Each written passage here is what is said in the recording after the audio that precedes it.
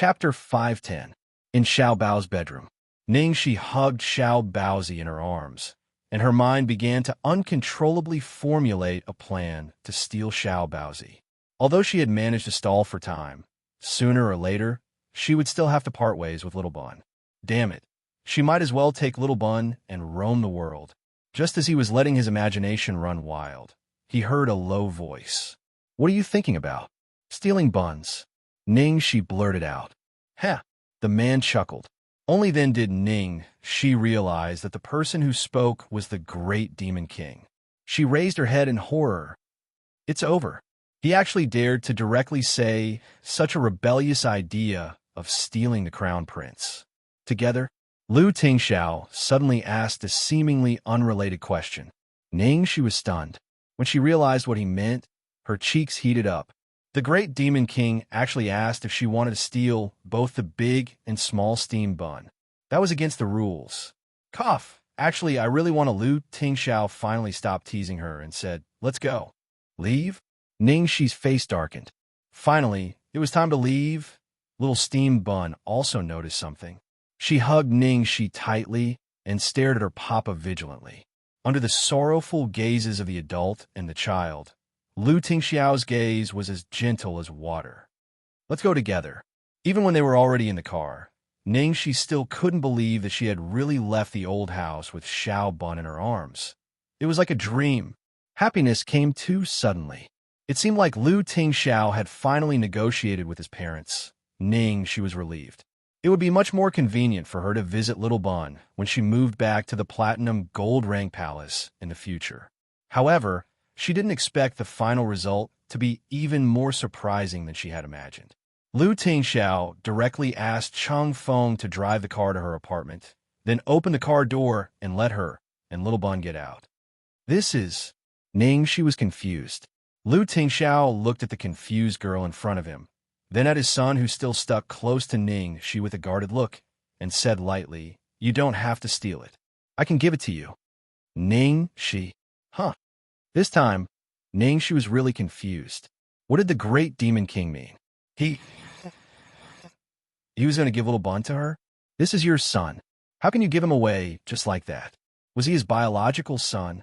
Although, this was what she had always dreamed of. Now, she didn't even need to steal it. Master gave it to her? Hearing that she was going to be given away by her papa, the Little Bun was stunned for a moment.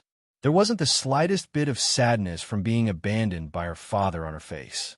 Instead, her big eyes sparkled in an instant, and her small expression was that of joy. "That was great. Papa is going to give me away." Lu Tingxiao didn't know whether to laugh or cry as he looked at his son's joyful expression. He didn't seem to be reluctant to leave his biological father. "Ahem. Boss, you were joking, right?" She forced a smile and asked. Lu Tingxiao picked up his son and walked into the apartment. He was serious with his actions. At the door, Lu Tingxiao reminded she who was still in a daze, "Open the door." "Oh." She quickly took out the key and opened the door. After entering the house, Lu Tingxiao put his son down and said, "You probably don't have any work to do these days, so let Xiao Bao stay here for a while. If anything happens, call me, and I'll ask Uncle Yuan to come and take care of Xiao Bao." Chapter 511. Lu Tingxiao's words dispelled all of X's concerns. "Ouch! The devil is so sweet. Mrs. is so sweet. Mrs. is so gentle. I want to marry her." Baozi naively thought that Papa was really going to give him to Aunt Xiaoxi.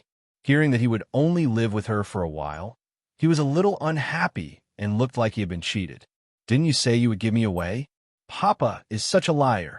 Lu Tingxiao raised his eyebrows and gave his son a hint, which meant, "I have given you the chance. Whether you can stay with Aunt Xiaoxi for the rest of your life depends on your performance." Baozi pursed his lips and looked solemn. "I can do it." It was useless to rely on Papa. He had to control his own fate. Seeing his son full of fighting spirit, Lu Tingxiao nodded with satisfaction and didn't feel guilty at all that he was taking advantage of his son. "Very good. This trump card has finally been delivered to my wife's side." She didn't know that she had fallen into the devil's trap. At this moment, She was full of joy that she could live with Baozi in the future. It's late. I'm leaving. Have a good rest. Lu Tingxiao looked at the time on his watch. Although he was reluctant, he had to say goodbye. Hearing this, Ningxi's face changed slightly. Lu Tingxiao bent down and said to his son, Xiaobao, I'm leaving. Listen to Aunt Xiaoxi. Seeing that Lu Tingxiao was about to leave after saying a few words to Baozi, Ningxi hurriedly stopped him. Wait, anything else? Lu Tingxiao stopped and asked. Yes. Well, Ningxi scratched her head and said awkwardly, Lu Tingxiao, can you stay tonight? Lu Tingxiao's calm expression immediately turned into one of astonishment. His cold eyes lit up as he looked at the girl with a burning gaze. If Xiaobao wasn't here, Ningxi's words could be regarded as a kind of ambiguous invitation. Although he knew that she didn't mean that, she still set him on fire. Ningxi naturally realized that her words were inappropriate and hurriedly explained, Baozi has just recovered. Although the doctor has checked and said that he is fine, there is a possibility that he will relapse. I'm afraid that if, after all, this was related to little Bun's health, so she didn't dare to be careless. In addition, this was the first time she was taking care of a child alone, so she was a little flustered. Lu Tingxiao understood Ningxi's worry. Looking at the girl's dependent eyes, the fire in his eyes turned into warmth in his heart. Okay. Ningxi breathed a sigh of relief, and the uneasiness in her heart disappeared. Then I'll make the bed for you. No one had stayed in the guest room before, and everything was new. You could move in right away. Just a change of clothes. Lu Tingxiao, I'll have someone send it over. Oh, okay then. Papa stayed behind just like that. The world of two people that she had been looking forward to was broken just like that. Little Baozi's young heart once again received a blow of understanding. Lu Tingxiao rubbed his son's head with his large palm and smiled. Then, he reminded him seriously, don't forget, we're allies. The so-called alliance is not only about cooperation, but also about sharing benefits. So, you can't monopolize it. Little Baozi was indignant, but he couldn't refute, so he turned around and ran to the guest room to find Aunt Xiaoxi for comfort. Papa is bullying me again. Chapter 512. After settling Big Bun down, Ningxi coaxed Little Bun to sleep. Little Bun wanted to listen to Ningxi sing. However, Ningxi sang a few songs that Little Bun liked, but the little boy still stared at her with bright eyes and didn't seem to want to sleep at all. Baby, aren't you sleepy? Do you want Annie to tell you a story? Ningxi asked tentatively. But Little Bun shook his head hard. Ningxi touched her chin. Or do you want Annie to sing? Little Bun nodded. Don't you like what I sang just now? Ningxi asked again. Little Bun nodded. Ningxi seemed to understand. Then, Annie will change a song for you? Little Bun continued to nod, looking expectant but afraid of disappointment. Ningxi thought for a moment and then sang, Sleep, sleep, my dear baby. Mama's hands gently rocking you. After changing to this song, Little Bun's little face immediately lit up. He rubbed against Ningxi and stuck to her arms, closing his eyes obediently. Ningxi couldn't help laughing and touched Little Bun's head. So he wanted to listen to this song. Previously, when she sang it for Little Bun at the old house, the little fellow was delirious from the fever, but he probably heard it subconsciously, so he kept wanting to listen to this song. However, because he was in a daze at that time, he didn't know which song Ningxi was singing. When Ningxi sang it again, he was finally satisfied. Amidst the gentle singing, Little Bun quickly fell asleep. Ningxi was still worried, so she touched Little Bun's forehead to make sure that his temperature was normal. She kissed Little Bun's forehead and then gently moved out of bed to check on Big Bun. She knocked on the door, but there was no response. Did he sleep so early? This didn't fit Lu Tingxiao's routine. Ningxi opened the door suspiciously and found that the bedside light was still on and the laptop was still open. Lu Tingxiao was half lying on the bed, asleep. Ningxi couldn't help frowning when she saw the heavy shadows under the man's eyes. Previously, Lu Tingxiao had said that the company wasn't busy, but he was lying. Lu Jingli had been out for so long, so Lu Tingxiao's work had to be doubled. Just like that, last night, he went to the airport to pick her up in the middle of the night. Later, when Xiao Bao had a fever, she slept with him for a while, but he must have stayed up all day and all night. Ningxi walked over carefully with light steps and helped Lu Tingxiao up. She adjusted the pillow and took off his coat before letting him lie down to sleep. Ningxi covered Lu Tingxiao with the quilt, closed the laptop, and turned off the lights before preparing to leave. However, the moment she got up, she did not move. With the help of the moonlight outside the window, she quietly looked at the man's perfect face that was loved by God. She looked at the man's cold and distant expression even when he was asleep. Although it was clearly an extremely perfect face, it was cold, hard, and emotionless. For some reason, as he looked at it, he felt as if he was attracted by an enormous vortex, and he was completely unable to shift his gaze away. It was even to the extent that he couldn't help but want to get closer.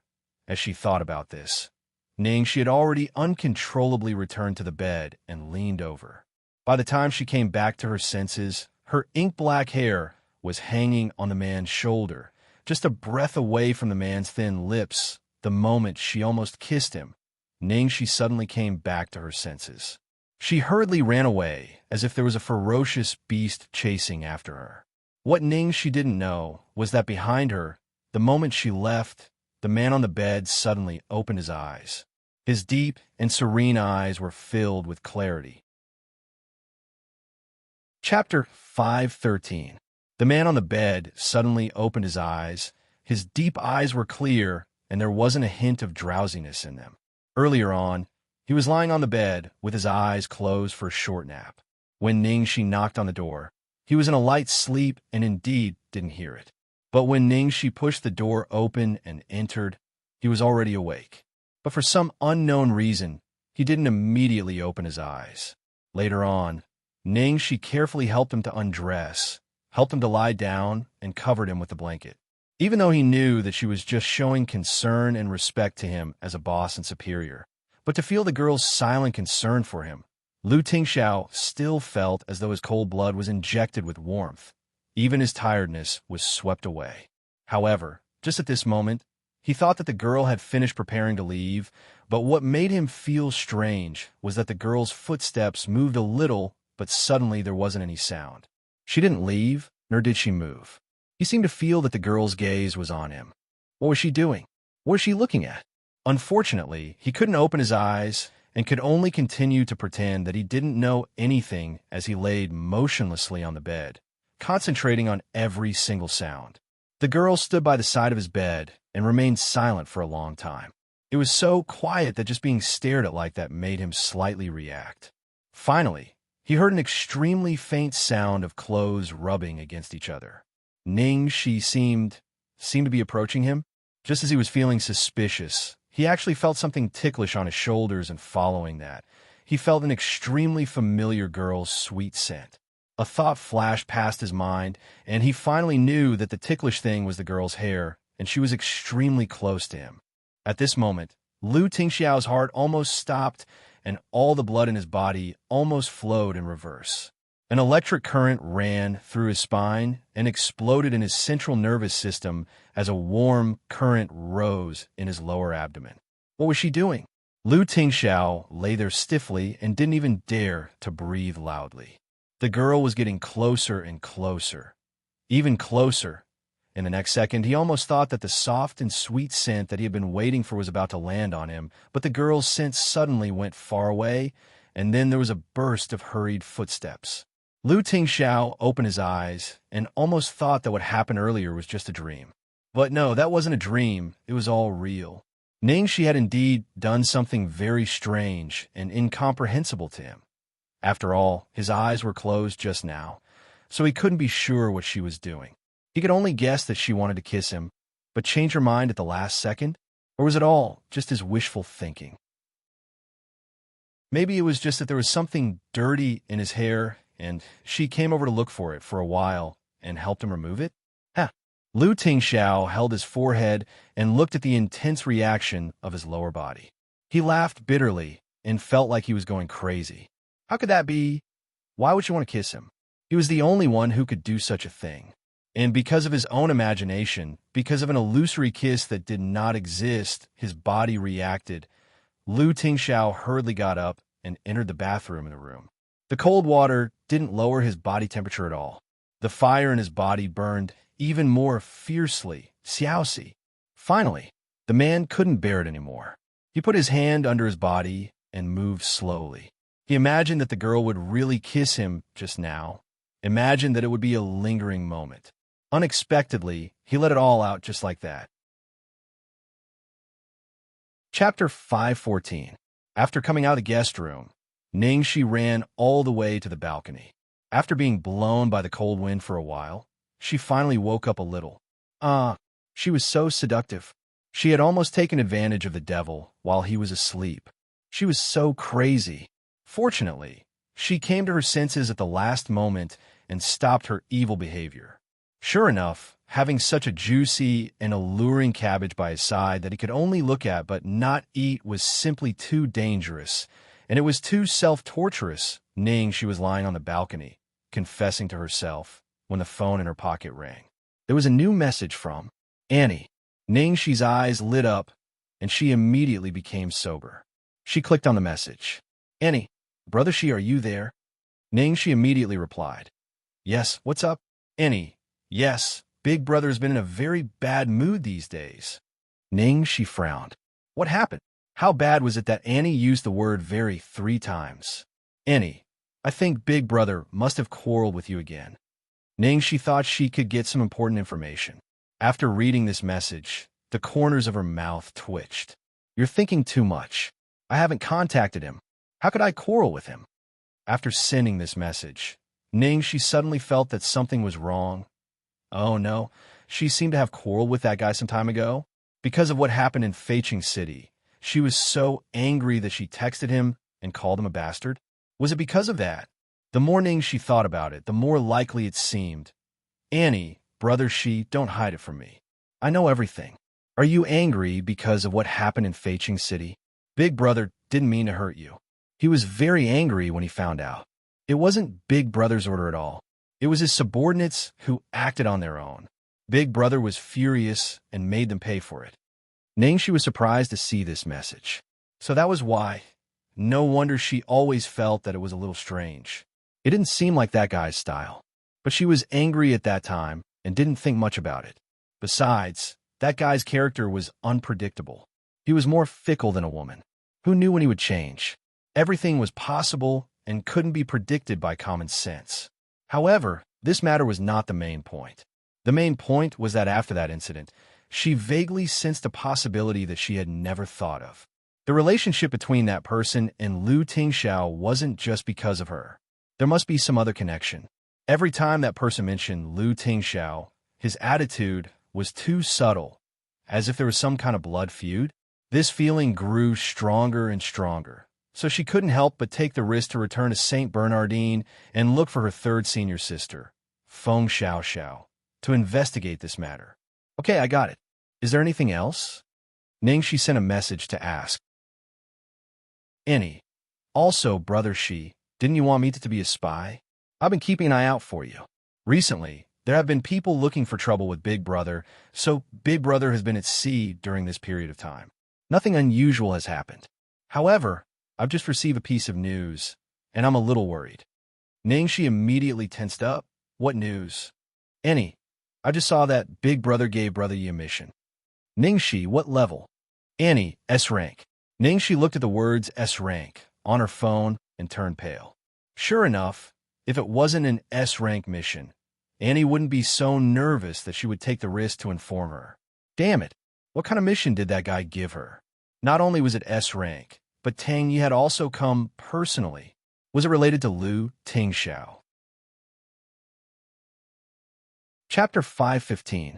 At the same time, in the largest casino in Las Vegas, inside a luxurious private room, there was a small mountain of account books on a coffee table. On the leather sofa sat a man wearing a pair of gold-rimmed spectacles. He looked like a gentleman. Beneath the man's feet was a pool of blood. A bald man was clutching his severed right hand and twitching uncontrollably. Everyone else was trembling in fear, sweating profusely, At this moment, the computer on the coffee table, which was initially turned off, suddenly turned on automatically. A blood-red letter S appeared on the screen, followed by a shrill alarm. When they saw this symbol, everyone in the room revealed a horrified expression. S-rank mission. Did something big happen at the top? Even Tang Ye's expression became solemn. He raised his hand and gestured for everyone to leave. In an instant, everyone left as fast as they could, leaving Tang Yi alone in the private room. Tang Yi pressed a certain key on the keyboard. In the next second, an image flashed on the computer screen. The sound of waves could be heard from the speakers. The video showed a starry night sky. Under the moonlight, a blurry silhouette could be seen on the wooden deck. Tang Ye's expression was unusually solemn. He immediately looked at the person in the video and asked, "Satan, what happened?"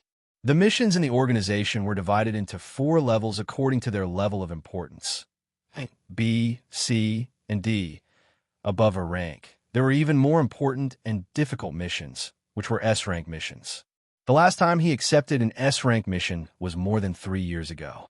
That time, they were almost wiped out. Hence, Tang Yi could not be blamed for being so nervous. In the video, the silhouette in the dark was lying on the deck, looking up at the starry sky. One of his knees was bent, and one of his arms was casually placed above his head. After a long while, under Tang Ye's extremely nervous gaze, he said softly, "Yi, am I really bad at wooing women?" Tang Yi was speechless. After waiting for a long time and preparing himself for a long time, he thought that it was going to be some shocking news. In the end, he was greeted with such an irrelevant question. Cracks appeared on Tang Ye's face like a spider's web. "Did you call me just to ask this?" "Of course not." The man had a "how is that possible? How could I be so muddle-headed" tone. Then, he reminded, "Yi, you haven't answered my question." Although Tang Yi was used to this man's unpredictable personality, he still couldn't take it. He took a deep breath to suppress the surging emotions in his chest and replied patiently, "Yes." "Well, sure enough, only you dare to tell me the truth," the man sighed and then asked, "Do you think I should propose to her?" "What?" Tang Ye's face under the glasses was on the verge of collapse. "Propose? This fellow, did his thoughts have to jump so far? Well, I'm really a genius." Before Tang Yi could say anything, the man had already started talking to himself. On the other end of the video call, Tang Yi pinched the space between his eyebrows and said, "Satan, I have to remind you that the situation outside is very tense. You can't leave this area for at least a month." "Of course I know. So help me go," the man said in a matter-of-fact tone, which was extremely annoying. Tang Yi was speechless. The calmness on Tang Ye's face finally cracked. He gritted his teeth and said word by word, "So, your so-called S-rank mission is for me to help you propose to little Junior's sister?" Chapter 516. "That's right," the man replied affirmatively. Tang Yi pinched his eyebrows and took a deep breath, as if trying to suppress his emotions. After a while, he said to the man in the video call with a cold expression, "I'm sorry, I refuse to accept this mission." The man in the video call wasn't angry at all after being rejected. Instead, he said in a good-natured tone, "Well, then I'll have to go myself." "Absolutely not." Tang Yi resisted the urge to kill his master. In the end, after cursing the man 100 times in his heart, he finally relented. "Fine, I'll go." On the deck, the man flipped over and stood up. His slender fingers combed through the messy hair on his forehead. In the darkness, he revealed an incomparably evil smile. "You can only succeed. You can't fail, Tang Yi. Just go to hell." He would rather take on a real S-rank mission. "Ha!" Tang Yi finally exploded in anger. The man laughed heartily, as if he had a great sense of accomplishment. When he was done laughing, he finally narrowed his eyes and said sinisterly, "If you succeed, bring her back. If you fail, help me pass a message." Tang Yi, ha! Where did he get the confidence to think that there was a possibility of success? It wasn't that he didn't know how to woo girls. When it came to matters between men and women, his EQ was practically a disaster. However, Tang Yi knew that as long as he had decided on something, he would never change his mind. If he didn't do as he wished, he would definitely run out and have fun. The consequences would be unimaginable. On the balcony, Ningxi's imagination ran wild for a while, but she quickly calmed down. Why did she have to associate everything with Lu Tingxiao? This was an S-rank mission. It must be an internal matter of the organization. She finally lay down on the bed. Just as she closed her eyes to sleep, her right eyelid twitched nonstop. Right eyelid twitching disaster? Just as she was thinking about this, her left eyelid started twitching too. Her left eyelid twitched for wealth. Why did her left and right eyelids twitch at the same time? Was it a disaster or a fortune? The next morning, Ningxi woke up early and personally cooked breakfast. A simple seafood porridge, a heart-shaped poached egg, and some appetizers that she usually pickled. It looked very appetizing. Just as she was arranging the plates, she suddenly felt something soft on her calf. She looked down and saw that little bun had woken up. "Baby, you're awake. Go wash your face and brush your teeth." The housekeeper had already sent her toiletries and clothes last night, so she didn't have to worry at all. Little Bun shook his head. He raised his little head and opened his short arms, indicating that he wanted to hug her first. Ningxi naturally would not refuse. She smiled and satisfied the little fellow's request. Just as she was being lovey-dovey with Little Bun, she heard footsteps behind her. She turned around and saw that Lu Tingxiao had woken up. This wasn't the first time she had seen Lu Tingxiao wake up, but today, something felt different. The look in his eyes seemed a little different. In the past, when Lu Tingxiao looked at her, his eyes were as gentle as water, like a spring breeze, or the kind of healing herbivorous eyes. But now, his eyes gave her a feeling that everything before was just a facade, and that the seal of the great Demon King was slowly being lifted. After all, Ningxi had almost done something shameful last night, so she felt a little guilty and didn't dare to look at him. She coughed lightly and said, "Boss, you're awake. Wash up and it's time for dinner." Lu Tingxiao collected his thoughts and withdrew his probing gaze. His expression returned to its usual coldness. Chapter 517. Before breakfast, Ningxi measured Little Bun's body temperature, as usual. Seeing that it was normal, she was completely relieved. As for Little Bun, she wasn't anxious at all after he said that one word and didn't speak again. To her, Little Bun's health was the most important thing. Although she also hoped that Little Bun could speak soon, she definitely wouldn't force him to do something he didn't like. When he was truly willing to speak, he would naturally speak. After breakfast, Ningxi suddenly remembered something. All right, I almost forgot. I brought you presents." "Presents?" Little Bun's eyes lit up. Ningxi went back into the house and took out 2 sky blue gift bags, one big and one small. She handed them to Little Bun and Big Bun respectively. Lu Tingxiao took the bags and was slightly surprised. "I have one too." "Of course." And the Demon King's presents were the most expensive. Lu Tingxiao opened the bag. There was a suit inside. He looked at his sons and saw that it was indeed a set of children's clothes. Ningxi's biggest hobby was probably watching the father and son wear parent-child clothes. However, in addition to clothes, there were also different things. Ningxi also bought a stuffed bear for Little Bun to hang on her school bag and a tie clip for Lu Tingxiao. How is it? How is it? Is it okay? Do you like it?" Ningxi asked nervously. Little Bun's answer was to run into the house and take out his little school bag. He then handed it to Ningxi and asked her to hang the bear on it. Lu Tingxiao said, "I'll wear it for you to see." Hearing this, Ningxi was instantly overjoyed. She nodded vigorously. Okay, I want to see it." Little Bun puffed up his cheeks unwillingly and carried the clothes into the house to change. Ningxi cupped her chin and waited expectantly. She was more nervous than expectant, because the color she chose this time was challenging the Demon King's limits. Last time, it was sapphire blue. This time, she chose red. She even dared to bet that the Demon King might have never worn red clothes in his life. Of course, she couldn't choose a bright red that was too exaggerated. She chose a very elegant maroon red. When the Demon King saw the clothes just now, he said he wanted to try them on without hesitation.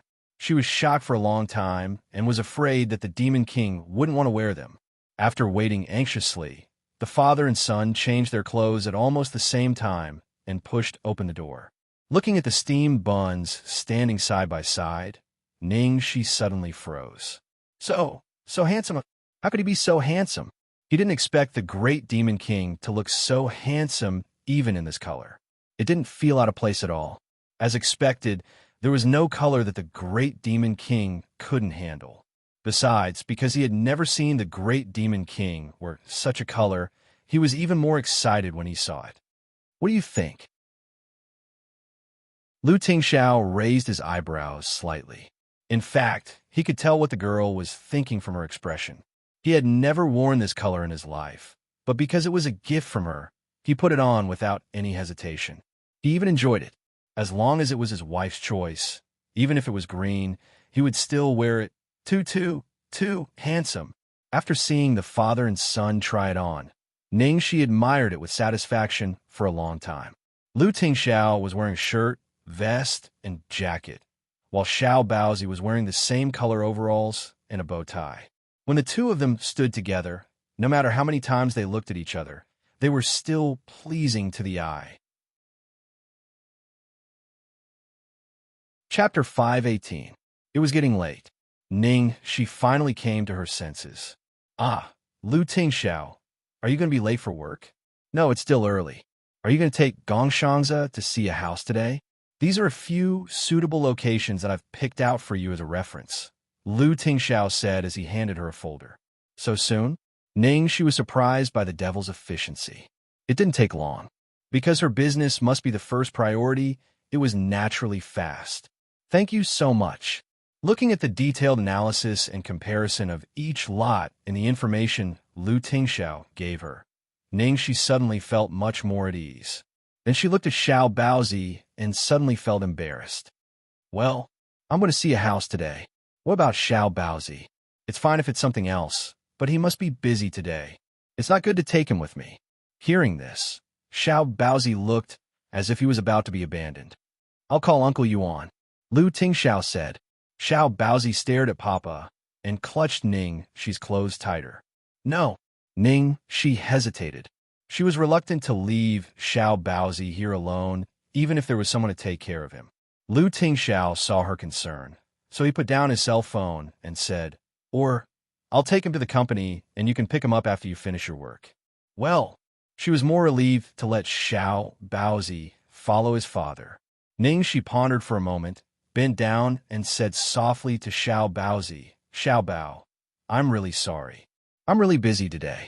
Do you want to wait for me here or go to the company with Papa first? He didn't want to choose either. He just wanted to be with Aunt Xiaoxi. He was not afraid of being tired, but he was afraid of being a burden to Aunt Xiaoxi. Afraid that Aunt Xiaoxi would be tired, Xiao Baozi hesitated for a long time.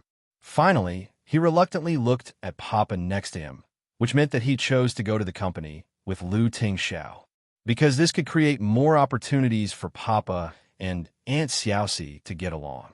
Although he didn't want to do this at all, he was an ally of Papa. If he wanted to be with Aunt Xiaoxi, he had to rely on Papa. Lu Tingxiao looked at his son's choice and revealed a satisfied expression. Sure enough, he was still his biological son. Of course, she didn't notice the exchange between the father and son. She hugged the little bun lovingly and said, Baby, you're so obedient. Annie will come to pick you up as soon as I'm done with my work. After comforting little bun, Xianxia and Lu Tingxiao split up. Lu Group Corporation building. When Lu Tingxiao held little Baozi's hand and got out of the car, there was a commotion everywhere they went. Almost all eyes were on the little boy that Lu Tingxiao was holding. There was no need to think too much. Just by looking at this small face that was carved from the same mold, it was definitely the legendary little crown prince Especially today, Lu Tingxiao and Xiao Bao were still wearing the parent-child clothes that Xianxia bought for them. When they stood together, they almost killed everyone's sight. Even a morning sun seemed to be favored and fell on the father and son. Otherwise, how could they have their own special effects? The little secretary at the front desk couldn't hold back her excitement. She excitedly sent a message in the company's group chat, giving an early warning. Oh my God, big news! Boss Lu brought the little prince to the company. Little Crown Prince is so handsome, so cute, so cute. Chapter 519. As soon as this sentence came out, the company group chat exploded as if cold water had been poured into a pot of boiling oil. New messages came one after another, jumping around at high speed. Little Prince. I'm not educated, don't lie to me. How could Boss Lu bring Little Prince to the company? Are you sure you're not mistaken? How do you know it's Little Prince? I've been in the company for 5 years, and I've never seen a single strand of Little Prince's hair. Okay? There really is a Little Prince? I thought it was just a rumor. Even if there is, it can't really be Little Prince. Boss Lu is such a low-key person. How could he bring his son to the company? The little secretary was naturally unconvinced and retorted. It's Little Prince. He looks exactly the same as our Boss Lu. How could I be wrong? And they're wearing matching outfits. I've never seen Boss Lu wear such a bright color. Do you know what color Boss Lu is wearing today? Red. He's even wearing this color to match his son. Most importantly, he's still super handsome. He looks even more handsome than usual. Hearing the little secretary's explanation, people started to believe it. Please take a photo. Please take a photo. It's not nice of him to enjoy it alone. I was stunned at the time. How could I remember to take a photo? Boss Lu has already taken Little Prince upstairs in the elevator. You'll see for yourselves later. Because the little secretary had told them in advance, almost everyone temporarily put down their work and fixed their eyes on the elevator. After waiting anxiously, finally, there was a ding sound. The elevator door opened. Lu Tingxiao walked out of the elevator with a pink and jade-like little ball in his hand. Their boss had always worn black, but today he was wearing red. Moreover, their boss was really holding a 5-year-old boy's hand. The little boy was wearing the same color clothes, and his jade-like face was a mini version of Lu Tingxiao. Even the cool and aloof expression on his little face was the same as Lu Tingxiao's. After seeing the adult and child, all the employees were stunned. Finally, someone in the corner reacted and hurriedly greeted, "Good morning, Boss Lu. Good morning, young master." Then came the undulating greetings of "Good morning, President Lu," and "Good morning, young master." Although the scene of everyone standing up to pay their respects was quite spectacular, the 5-year-old little bun was very calm, and the expression on his face did not change at all. In fact, it was because the little fellow was still immersed in the disappointment of parting with Aunt Xiaoxia and didn't notice what was happening around her. As soon as the two of them entered the CEO's office, the discussion outside could no longer be suppressed. My God, it's really the young master. Young master's genes are too good. I'm getting more and more curious about the young master's biological mother. Boss Lu is really wearing red. In the past, I always thought that black was the most suitable color for Boss Lu. Now it's proven that I'm still too inexperienced.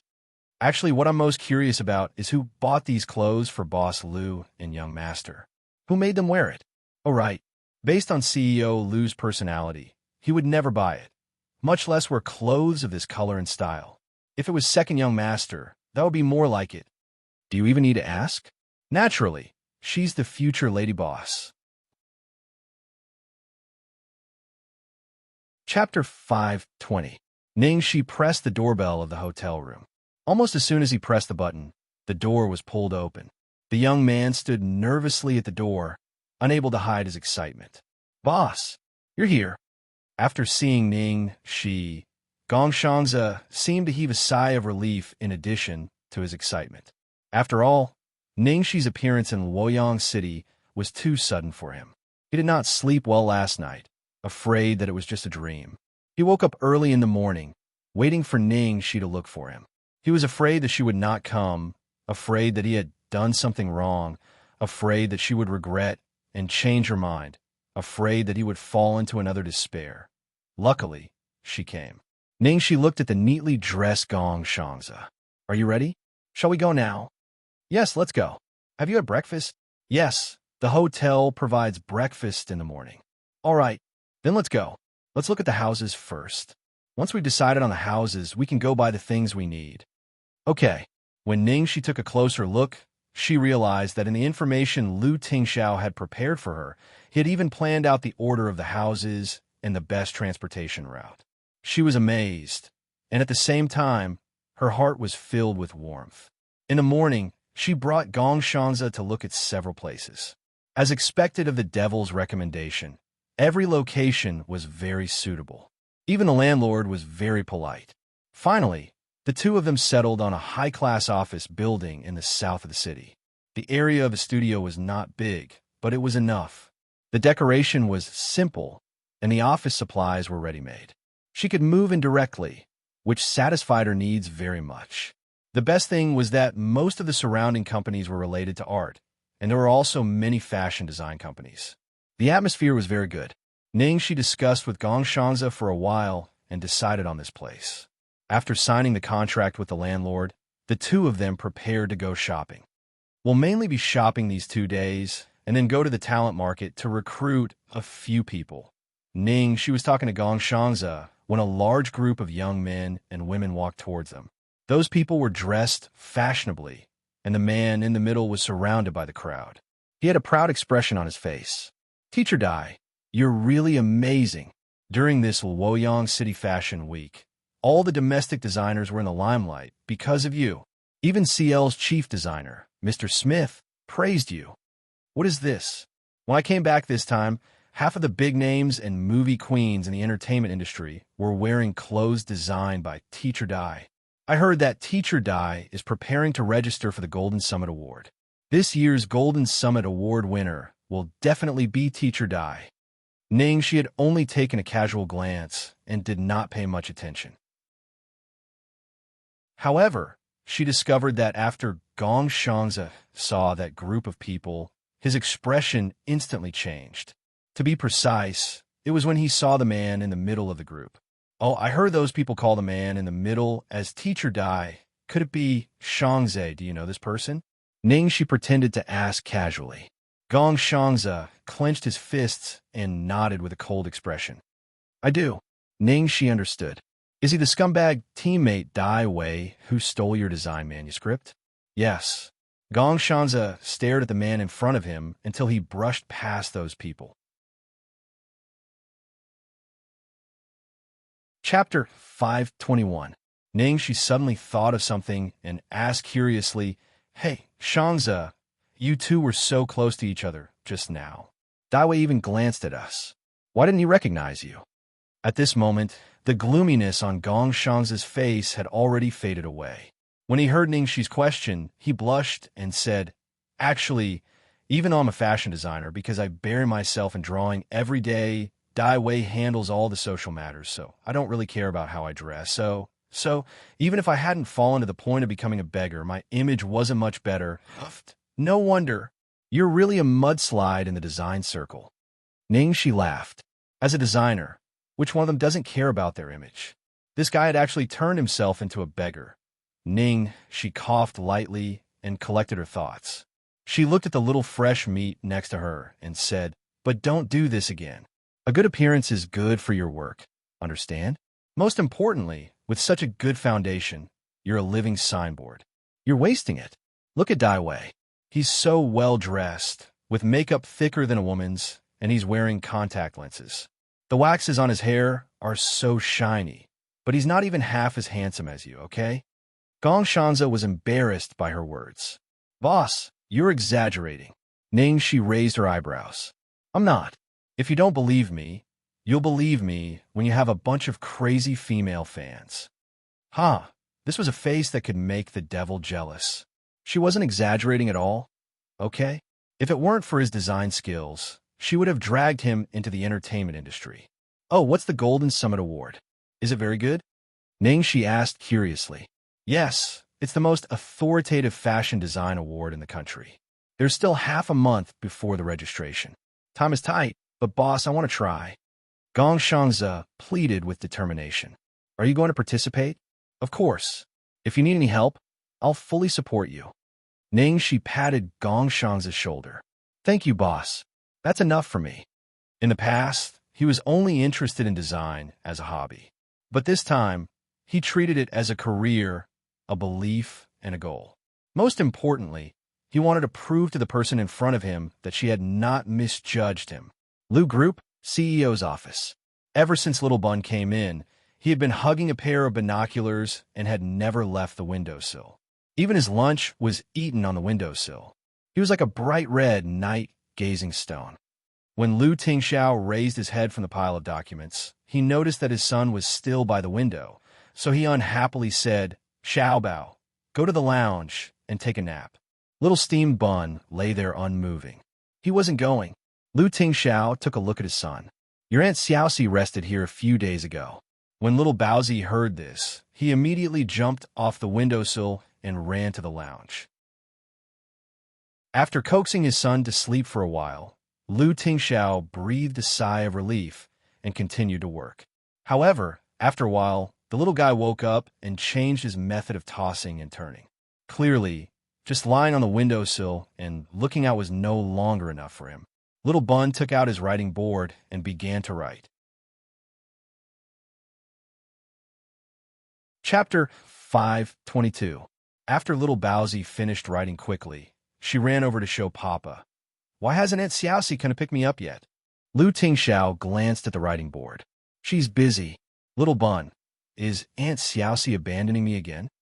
Lu Tingxiao, "You're thinking too much." Little Bun, "Then why hasn't she come to pick me up yet?" Lu Tingxiao, "Because I'm not done yet." Little Bun, "When will Aunt Xiaoxi be done with her work?" Lu Tingxiao, "I don't know. You can text her and ask her." Little Bun, "No. It would disturb Aunt Xiaoxi." "Does Aunt Xiaoxi really like me?" The corners of Lu Tingxiao's mouth twitched as he lifted his head helplessly from his pile of work. "You're worried about disturbing Aunt Xiaoxi, but you're not worried about disturbing your biological father, are you?" The restless little Bun naturally wasn't worried that he would disturb his father and continued to ask, "Why, Little Bun? Will Aunt Xiaoxi suddenly dislike me?" Little Bun, "Aunt Xiaoxi hasn't come to pick me up yet. Could it be that she has fallen in love with another kid?" Little Bun, "Will Aunt Xiaoxi like me forever?" Little Bun, "Am I Aunt Xiaoxi's favorite baby?"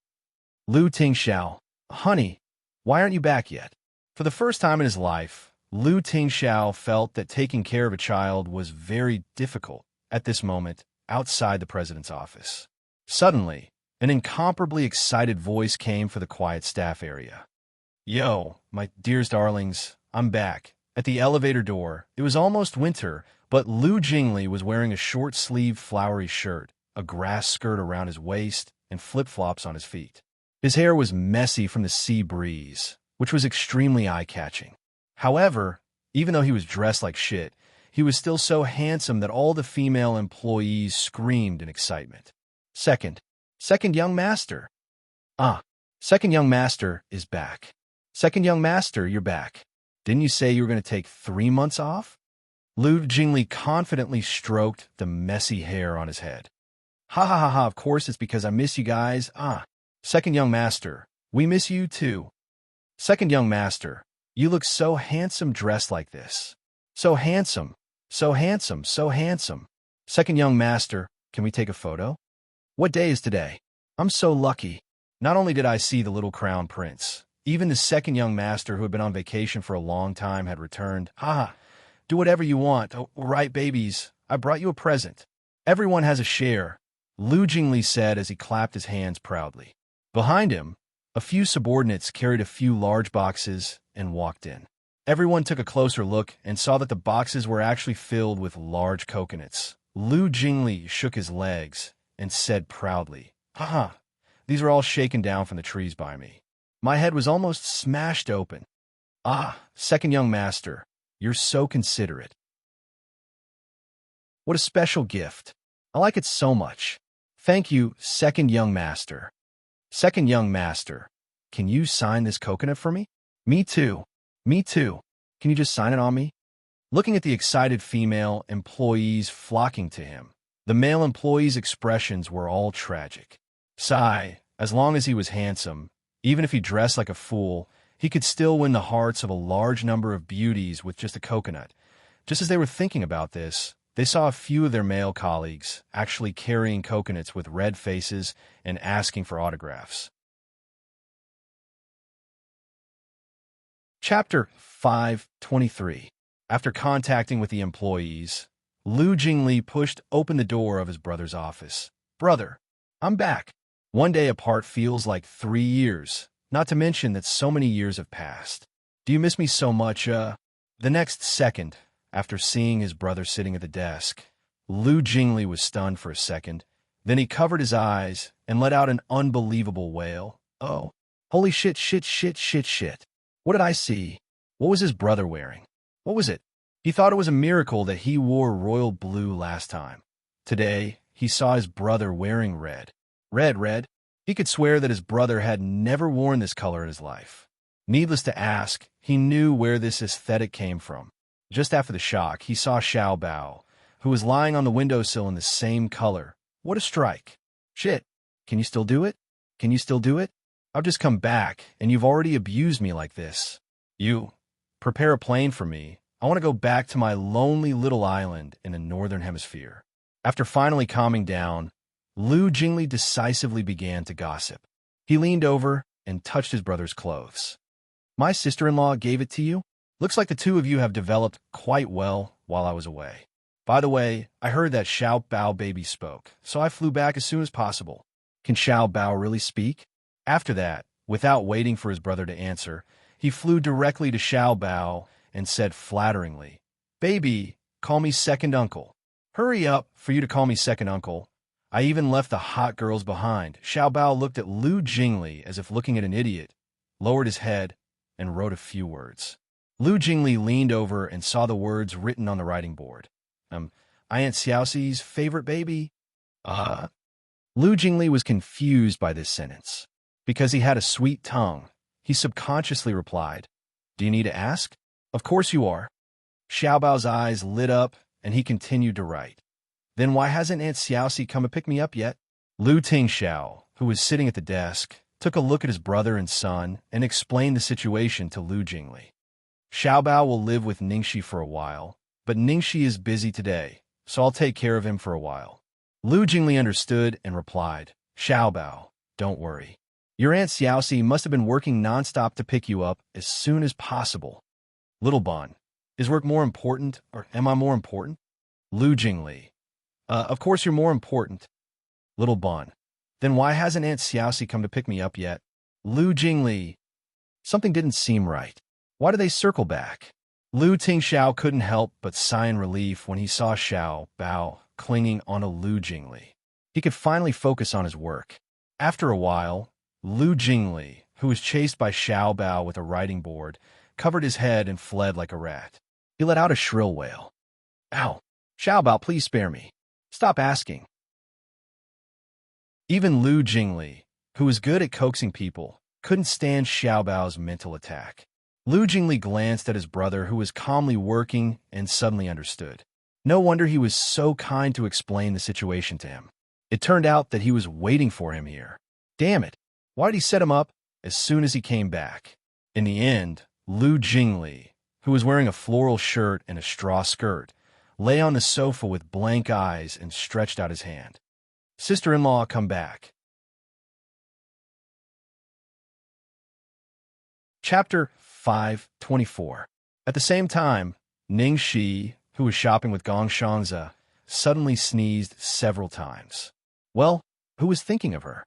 Even though everything went smoothly today, it was already evening when they finally finished their work.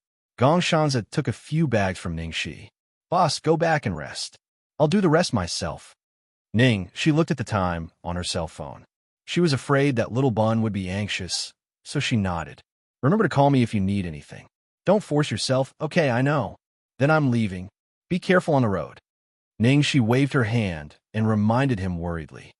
"Oh, by the way, remember to lock the door and check the windows at night." Xianxia didn't know whether to laugh or cry. He felt that she was taking care of him like a girl. After saying goodbye to Xianxia, she went directly to Lu Enterprises to pick up Little Bun. Thinking that she would see Little Bun soon, she was in a good mood, and even the tiredness of the day disappeared. In contrast to Ningxi's good mood, At the moment, in the president's office, Lu Tingxiao and Lu Jingli were about to have a nervous breakdown. Lu Jingli was lying on the sofa like a dead fish, and next to him, Little Bun was resolutely holding up a sign to force him to answer a question. Oh my God, I suddenly feel that it's good that Little Bun can't speak. He had already tortured them badly without speaking. What would happen if he spoke? Lu Tingxiao pinched between his eyebrows. He was also exhausted, but he couldn't hit or scold her, not even say a harsh word. Otherwise, his wife would be the first to get mad. Fortunately, Lu Jingli came back early today. Otherwise, he really couldn't deal with it alone. Lu Jingli took out a mirror out of nowhere and said to Xiaobao solemnly, "Baby, don't ask me anymore. I'll give you a mirror. Yes, it's this one. Let me tell you, this is a magic mirror. Ask it if Aunt Xiaoxia really likes you. Don't ask me anymore, please." Little Bun glanced at the mirror in Lu Jingli's hand, threw it away mercilessly, and continued to hold up the sign. "Why hasn't Aunt Xiaoxia come to pick me up yet?" Lu Jingli was about to cry. He covered his ears, no, his eyes, and said, "Ah. Baby, go to the window again and take a look. Maybe she's already here." Little Bun blinked and hesitated for a moment. She put down the writing board and ran to the window to take a look.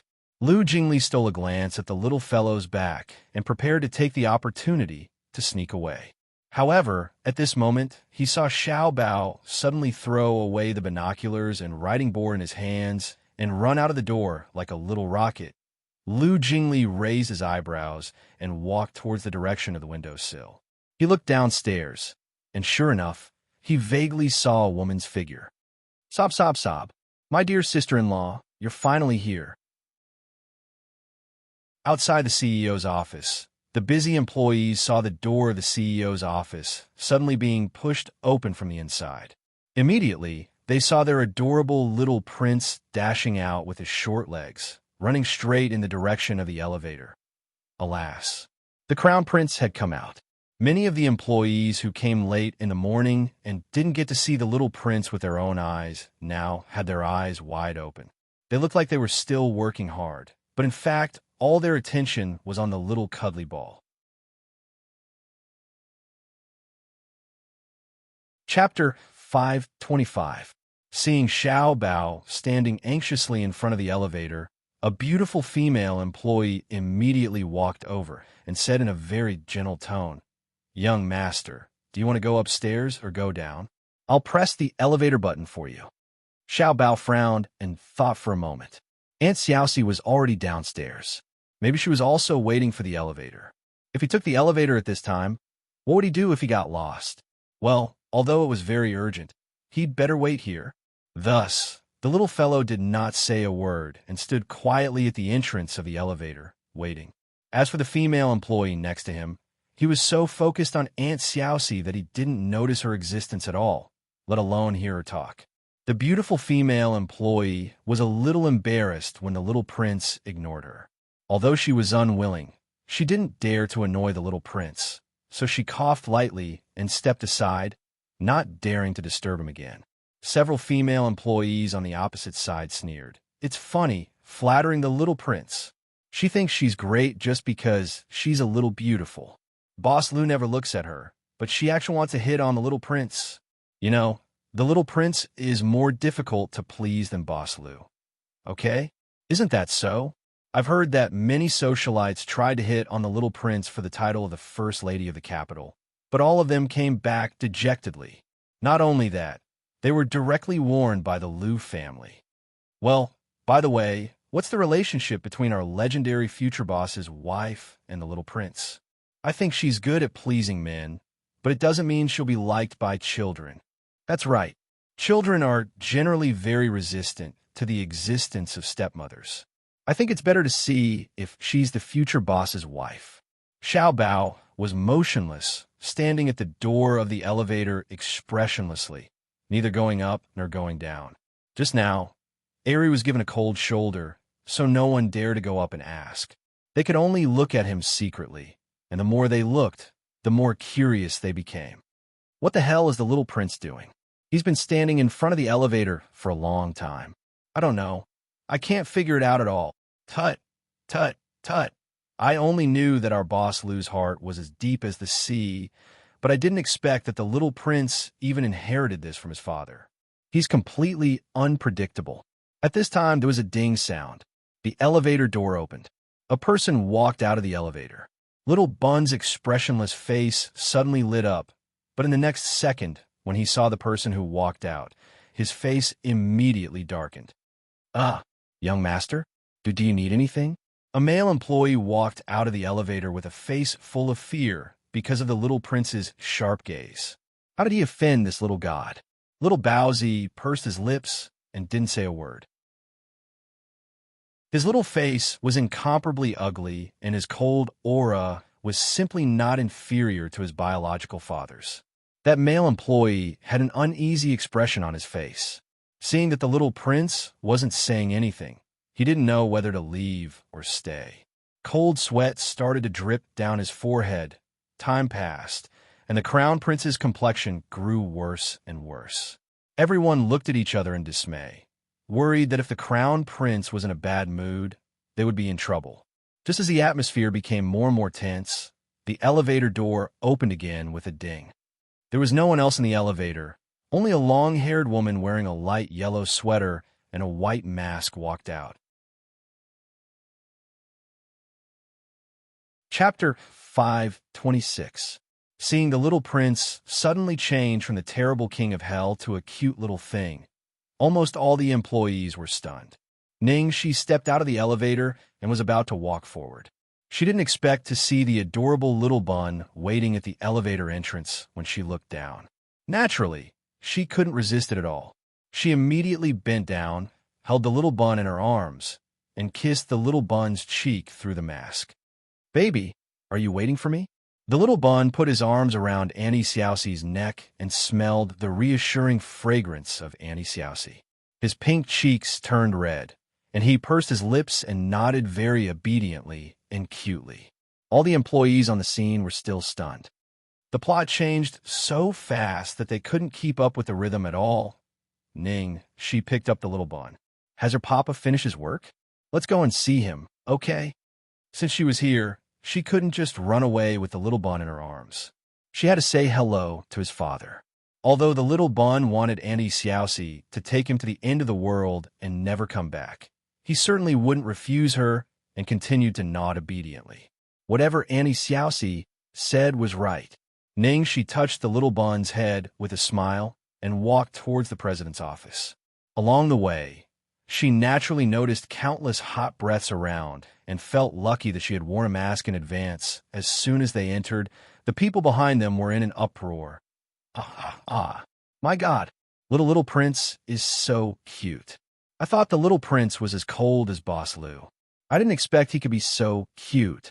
When he smiled and opened his little hands to ask for a hug, my heart almost melted. If I had such a cute son, even if he wanted the stars in the sky, I would pick them for him. Come on, you wish. Take a look at your rough face in the mirror.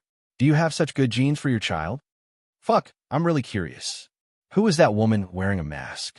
You should be the same one who came to the company last time, right?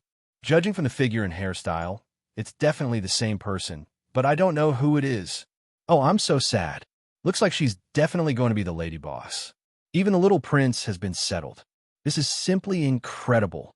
At this moment, a young girl in the corner raised her hand weakly. I suddenly have a bold idea. Could this woman be the little prince's biological mother? Otherwise, it doesn't make sense for the little crown prince to be so attached to her.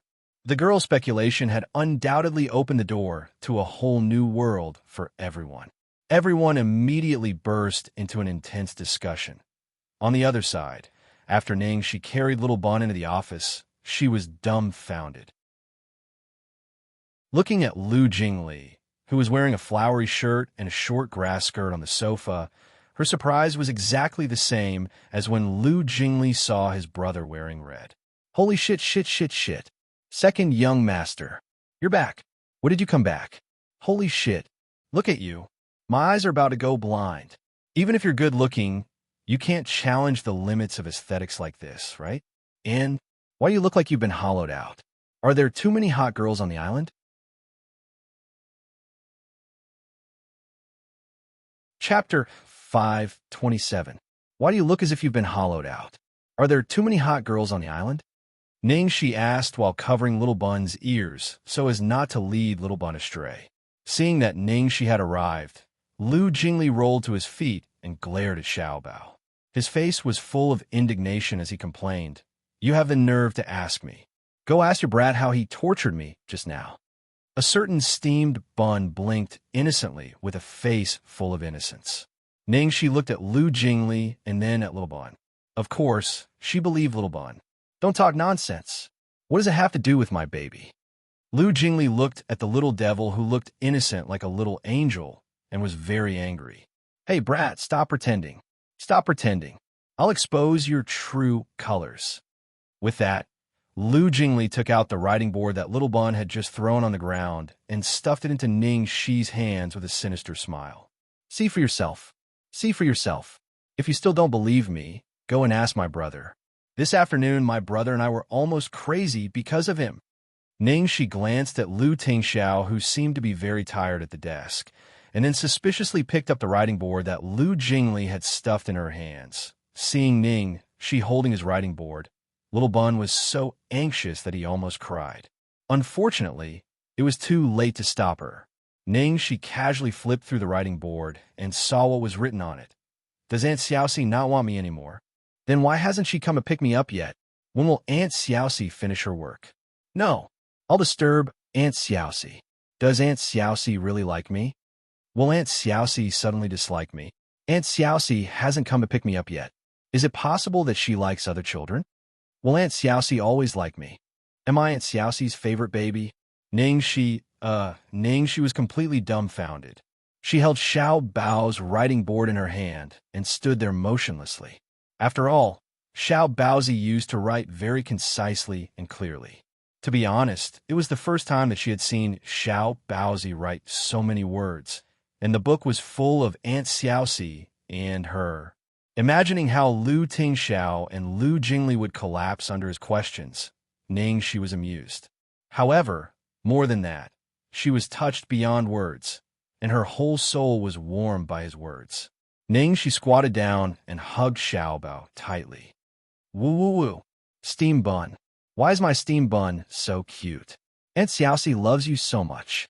Aunt Xiaoxi will never suddenly dislike you. Aunt Xiaoxi will never like other children. Aunt Xiaoxi will always like you. You are Aunt Xiaoxi's favorite baby. Aunt Xiaoxi will never abandon you." Xiaobao, who was still sad and desperate, suddenly fluttered his little wings. Lu Tingxiao, who was abused by his son again, was speechless. His son once again heard the sweet words he wanted, and there were so many at once. Lu Jingli, who went for wool and came home shorn, burst into tears. Even the coquettish grass skirt on his waist withered and lost its vitality. This heartless world. Do you have any humanity? It was okay that the older one abused him, but now even the younger one came to abuse him. The only consolation was, well, this time the older one was abused too. Chapter 528. By the way, second young master, why are you back so early? I thought you were going to stay for 3 months. Ningxi raised her eyebrows and asked. Lu Jingli rested his chin on his hand and shook his legs. He snorted and said, "I came back because I was worried about you, but you took turns to abuse me as soon as you came back." Ningxi gave a fake smile. She would be a fool to believe him. Seeing that she didn't believe him, Lu Jingli couldn't stand it anymore. The hair on his head fluttered weakly in the wind. "Well, it's too boring on the island. It's a pleasure to stay for a few days, but I'll go crazy if I stay too long. My unrestrained soul belongs to the lively modern metropolis and the hot girls in the motherland." She was speechless. She knew it. Lu Jingli soon became excited again. His eyes sparkled. "Oh yes, my friends are going to hold a welcome party for me tonight. Do you and my brother want to come and play together?" She held the little bun in her arms and refused without hesitation. "No, I have to take care of the child." Lu Jingli immediately said, "Bring the child too." She glared at him and finally couldn't take it anymore. "Lu Jingli, are you trying to get yourself killed again? She wondered who had brought Xiaobao to the bar last time and lost him. Lu Jingli shrank his neck and said weakly, "Xiao Cici, the way you shout at me. You sound more and more like my sister-in-law." You. Wasn't she angered by him? Seeing that Ning, she was really angry, Lu Jingli hurriedly explained, "It's not in the bar this time. It's in my villa, and we're all very familiar friends, so I won't go too far." Ning, she looked a little relieved, but she didn't say anything. "Don't ask me. Ask your brother. I'll listen to him." Lu Jingli was unhappy. "Why? Why do you listen to him and not me?" Ning, she said, "Nonsense, he's my boss." Lu Jingli said, "But I'm still your boss." Ning, she said, "But he's still your boss." Lu Jingli was speechless. "You're bullying me again and again." In the end, Lu Jingli angrily turned to Lu Tingxiao, who had been silent all this while. "Brother, say it." Lu Tingxiao raised his head and glanced at Ningxi. "I'm fine with it. You decide." What he meant was that he would listen to his wife. Lu Jingli could only look at Ningxi. Ning, she scratched her head. "Well, I'll ask Xiaobao. Xiaobao, do you want to play?" Ning, she expressed that she would listen to Little Bun. The food chain was so clear, of course, Xiaobao didn't want to go. He wanted to be with Aunt Xiaoxi. But when she looked into Papa's eyes, she thought of the big plan for the future, for the long-term future. Xiaobao nodded with difficulty, indicating that he wanted to play. She continued to hold back her tears and create opportunities for Papa and Auntie Xiaoxi to get along with each other. Boo-hoo. Seeing that Little Bun wanted to go, Ningxi immediately said, "Okay then, let's go too." "Okay." Lu Tingxiao nodded. He would go with them. Lu Jingli, the single dog, stood up weakly. "I'll find someone I love deeply and want to love dearly to bid farewell to being single. I'll find a passionate, infatuated, heartless person, Skarmy," he sang as he left this place that made him sad. Before he left, he didn't forget to return good for evil and gave her and Xiaobao each a big coconut, which was said to be a souvenir. Ning, she held the coconut in her arms, and the corner of her mouth twitched.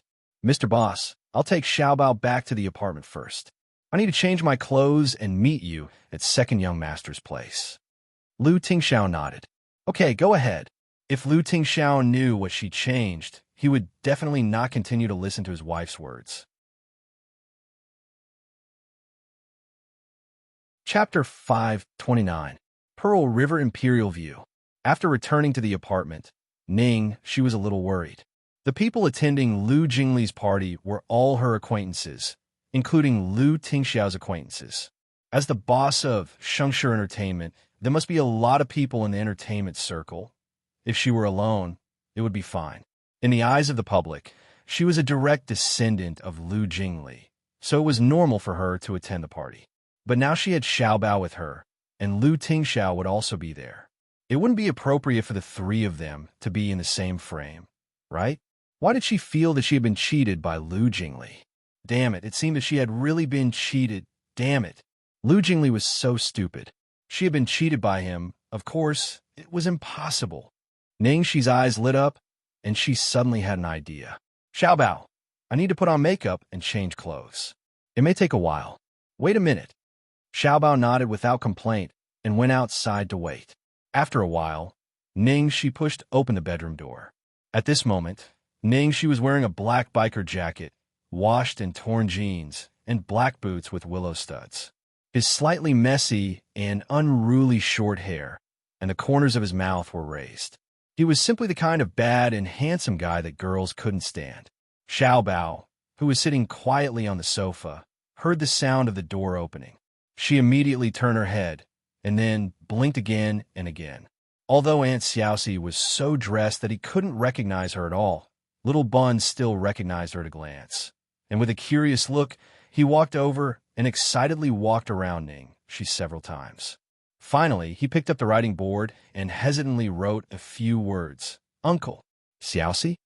Seeing the words on Xiaobao's writing board, Ningxi's face darkened. "No, it's Brother Xiaoxi."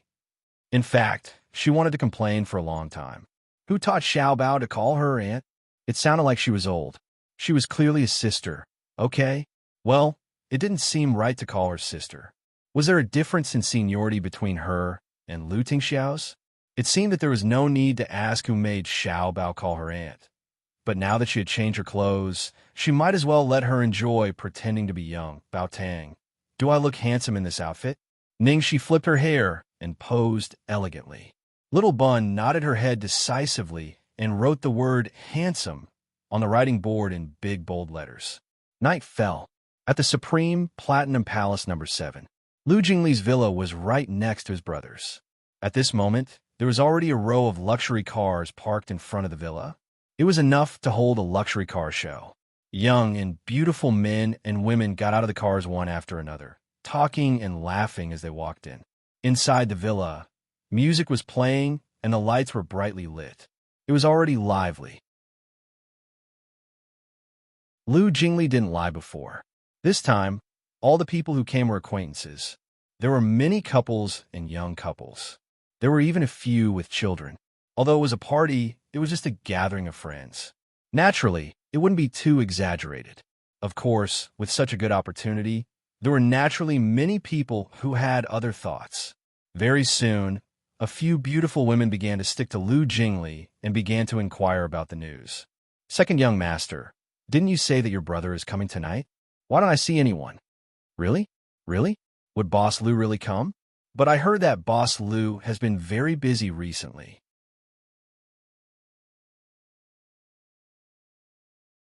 Chapter 530. I think so. President Lu lives next door. He's just here to stay for a while. It won't take long. Even if it's for second young master's sake, he'll definitely come. Second young master? Second young master, will Brother Xiao come or not? Tell us. Lu Jingli, who was surrounded by everyone, snorted unhappily. Are you guys here to see me or my brother? Of course we're here to see you. We haven't seen you in a long time. Everyone misses you so much. Lu Jingli's handsome face was stiff. Hypocrite.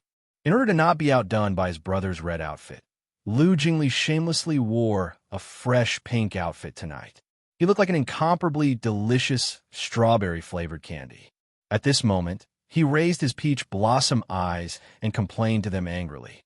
Suddenly, all the beauties' hearts were moved. They temporarily put Lu Tingxiao at the back of their minds and began to circle around him. It's true, it's true. Second young master, everyone has been bored to death when you weren't around. We're all looking forward to your return. Second young master, your clothes look so good. It suits you so well. You're so handsome. I haven't seen you for a few days. Why are you so handsome again? Listening to the praise in his ears, Lu Jingli was finally pacified. However, just as his handsome face was about to raise a complacent smile, suddenly, from the door, waves of screams spread out one after another. Ah! It's CEO Lu. Brother Xiao is really here. Oh my God! Master Xiao is actually wearing red today. Someone help me up. I'm going to faint. Lu Jingli, who was instantly ignored, was speechless. This heartless world. Since there was a Yu, why was there a Liang? Was it because he was always so handsome that everyone was tired of looking at him? It looked like he had to change his routine in the future. First, he would be cold for half a month. Then he would suddenly be flirtatious. The effect would definitely be shocking. Just as he was thinking about this, he saw his brother walking towards him with a cold expression on his face. It was as if every step he took was made of ice. Lu Jingli immediately became listless. Forget it, he'd better continue acting coquettishly and not challenge such a difficult task. Lu Tingxiao ignored the fiery eyes around him, walked straight to Lu Jingli, and sat down on the high stool beside him. Where is Ningxi? Lu Jingli was speechless. You only know how to ask about your wife the moment you arrive. Not yet, Lu Jingli replied, because the person who came was Lu Tingxiao, who could only be watched from afar and not touched. No matter how excited the beauties around them were, they didn't dare to rashly greet him. They only dared to look at him from afar and whisper to each other.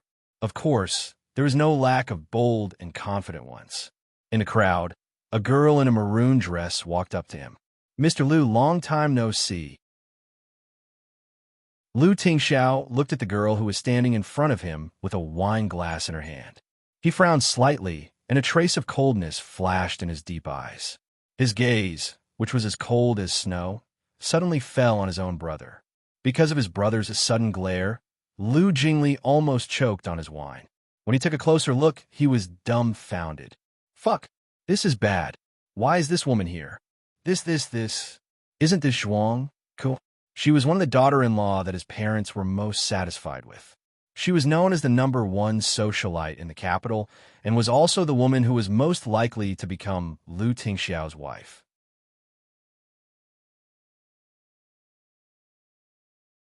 Chapter 531. Lu Jingli did not expect Zhuang Ke to show up tonight. He immediately looked like he was in deep trouble. It's none of my business. I didn't invite her. However, just as he was thinking about this, Lu Jingli inadvertently glanced at the crowd and became even more confused. Fuck, what's going on? He suddenly realized that more than half of the beauties who came tonight were secretly eyeing his brother. There were also quite a few women on the matchmaking list that his parents were working on. Although he did not invite these people, he could not stop them from bringing their female companions and friends. They were already so familiar with each other, and he could not possibly refuse them, right? Therefore, he really could not blame himself for this. He could only blame his brother for attracting too many women and butterflies. The confrontation between Lu Tingxiao and Lu Jingli only lasted for a moment. In the eyes of outsiders, Lu Tingxiao's expression did not change at all. After glancing at the girl in front of him, he said, "Miss Zhuang." Then, he said nothing else. However, the fact that she was not directly ignored was enough to make everyone jealous. Zhuang Ke was already satisfied. She loosened her slightly nervous fingers and smiled. She conveniently sat down on the seat next to her and started chatting with Lu Tingxiao. I'm really sorry about what happened last time. My parents said that they were just bringing me to meet a few familiar uncles and aunties. I didn't expect. Mr. Lu, you don't mind, do you? Lu Tingxiao once went to an inspection of a newly opened resort. At that time, Lu Chongshan and Yin Rui went to the resort under the guise of going on a vacation with friends. At that time, the two elders of the Zhuang family and Zhuang Ke were with them. As the host and the younger generation, Lu Tingxiao naturally had to entertain them, and that was when he met Zhuang Ke. Obviously, Lu Chongshan and Yin Rui's vacation was fake, and the blind date was real. They even planned it well. After the two children met each other, they would directly go to the resort and have some fun to cultivate their relationship. Who knew that on that day, Lu Tingxiao only accompanied them for less than half an hour before he left because of an urgent matter at the company. Lu Tingxiao said casually, "It's fine." If he hadn't seen it again today, he would have forgotten about it. Naturally, he wouldn't mind it. Zhuang Ke smiled as if a heavy burden had been lifted from her shoulders. That's good. At that time, I was worried that you would be put in a difficult position. After all, this kind of thing is indeed quite embarrassing. I didn't know about it at that time, so I understood your feelings. Zhuang Ke did not mention the blind date at all. She did not lead the topic in an ambiguous direction, nor did she show any interest in Lu Tingxiao. Instead, she chatted with Lu Tingxiao as if they were both in the same boat. In this way, even if Lu Tingxiao was just being a gentleman, he would not embarrass her too much, and it would be easy for him to gain a favorable impression. Seeing that Zhuang Ke and Lu Tingxiao were chatting happily, the other women at the party who came for Lu Tingxiao couldn't help but feel indignant. Is there a mistake? It's not easy for Brother Xiao to attend this kind of party, but she completely dominated him by herself. Sigh, that's the good thing about having a good family background. Because she has the confidence, she doesn't have to have stage fright when striking up a conversation. Her every move is generous and elegant, as expected of the #1 socialite in Beijing. What #1 socialite in Beijing? She just went up to hook up with a man in front of so many people. Didn't she just have a meal with someone? She makes it sound like the Lu family has already acknowledged her.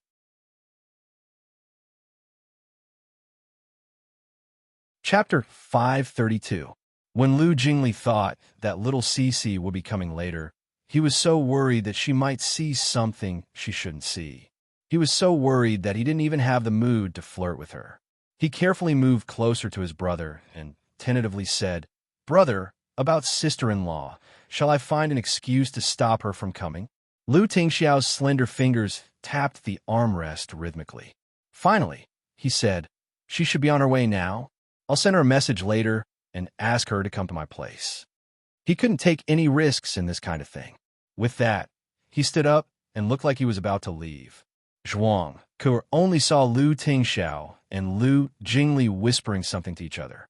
As soon as they finished, they were about to leave. No matter how calm they looked, they inevitably revealed a trace of disappointment and embarrassment. "Mr. Lu, you're leaving so soon? Don't you want to hang out for a while? Is there something urgent?" Hearing this, everyone around them pricked up their ears. What? Lu Tingxiao was leaving? So soon? It hadn't even been 5 minutes, right? His brother had only been here for 5 minutes, and he was about to leave. Lu Jingli was really embarrassed. However, he really didn't do a good job today. So annoying. Why is Brother Xiao leaving so soon? He must be annoyed by Zhuang Ke. Most likely. President Lu likes peace and quiet. We all respect President Lu, but we don't dare to go up and disturb him. But she went up there and made people hate her. We didn't even have a chance to watch from afar. So annoying. Can she do whatever she wants just because she has a good family background? Listening to the discussion around her, Zhuang Ke felt a little embarrassed. These damn women, what nonsense were they talking about? Lu Tingxiao didn't leave because he was annoyed by her. The last time they met, she was shocked. She had already decided that the man in front of her would be her. Now that she finally got to see him, how could she give up so easily? She was the daughter of the Zhuang family. Even if she was placed with the Lu family, no matter who it was, they would have to say that their families were well-matched.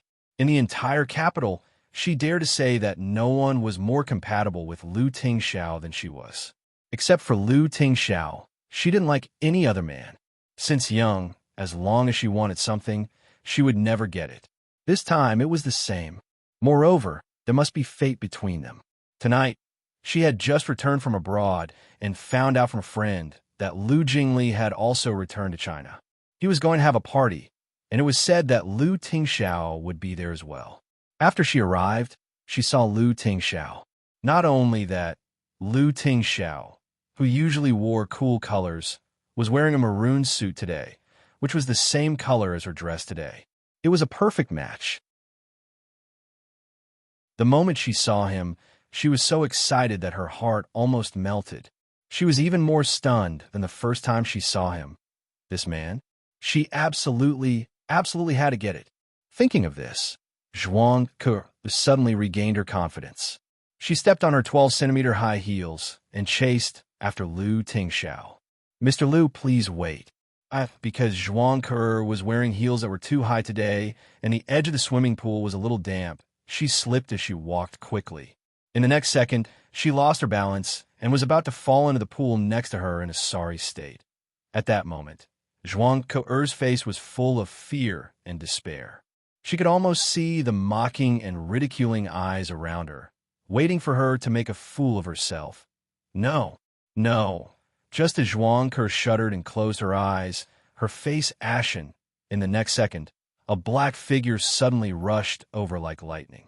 Although a slightly slender but steady and strong arm firmly supported her waist, the arm pulled her into his embrace. He flipped her over and successfully saved her before she fell into the water. Not far away, Lu Jingli stared blankly at the young man, who was like the male lead in a romance novel. He was like a deity who had descended from the heavens and saved Zhuang Ke handsomely. The wine glass in his hand fell to the bar with a clang. Sister-in-law?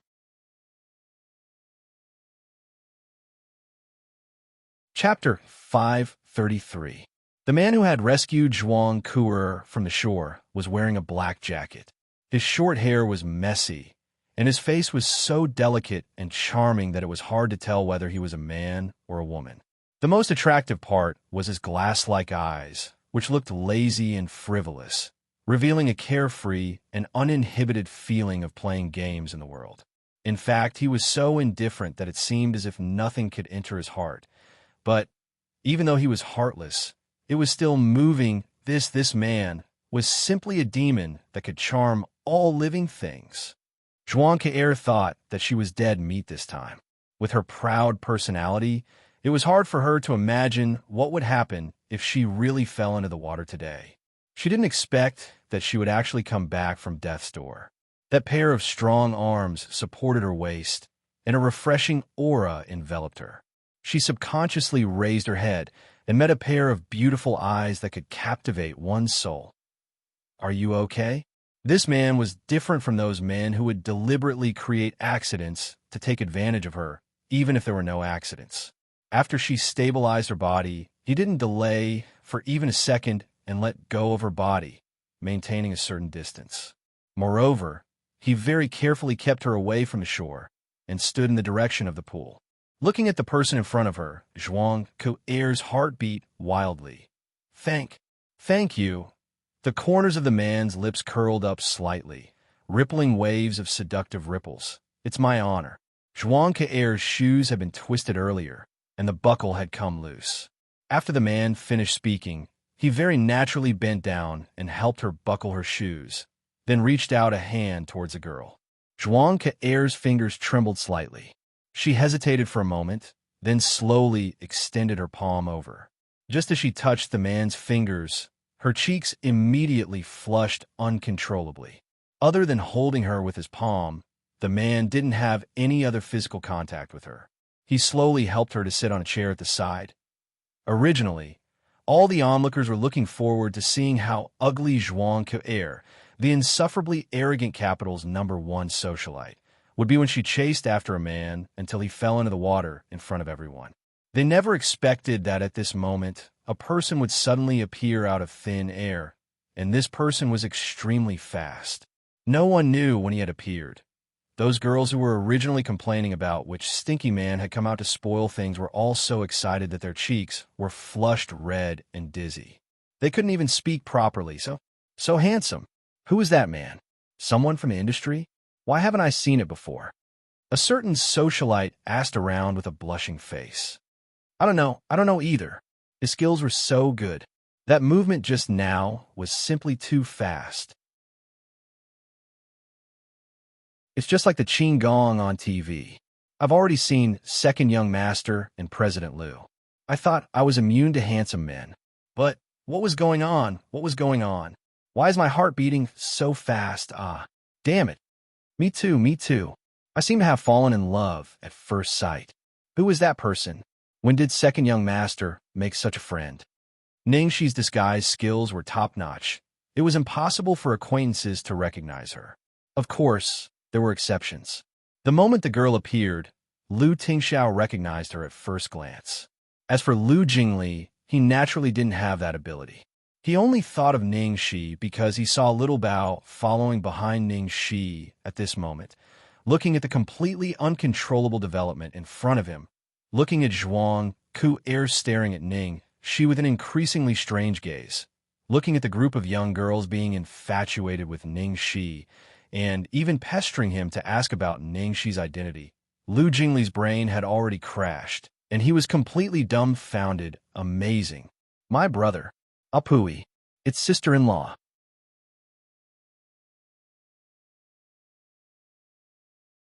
Chapter 534. After helping Xianxia to sit down, she didn't leave immediately. Instead, he asked the waiter to bring her a pair of flat shoes and ointment for treating sprains. He carefully taught Xianxia how to use it, and then got up to leave. Ningxi was always ruthless to scumbags like the autumn wind sweeping away the fallen leaves, but to cute and weak girls, she was absolutely gentle.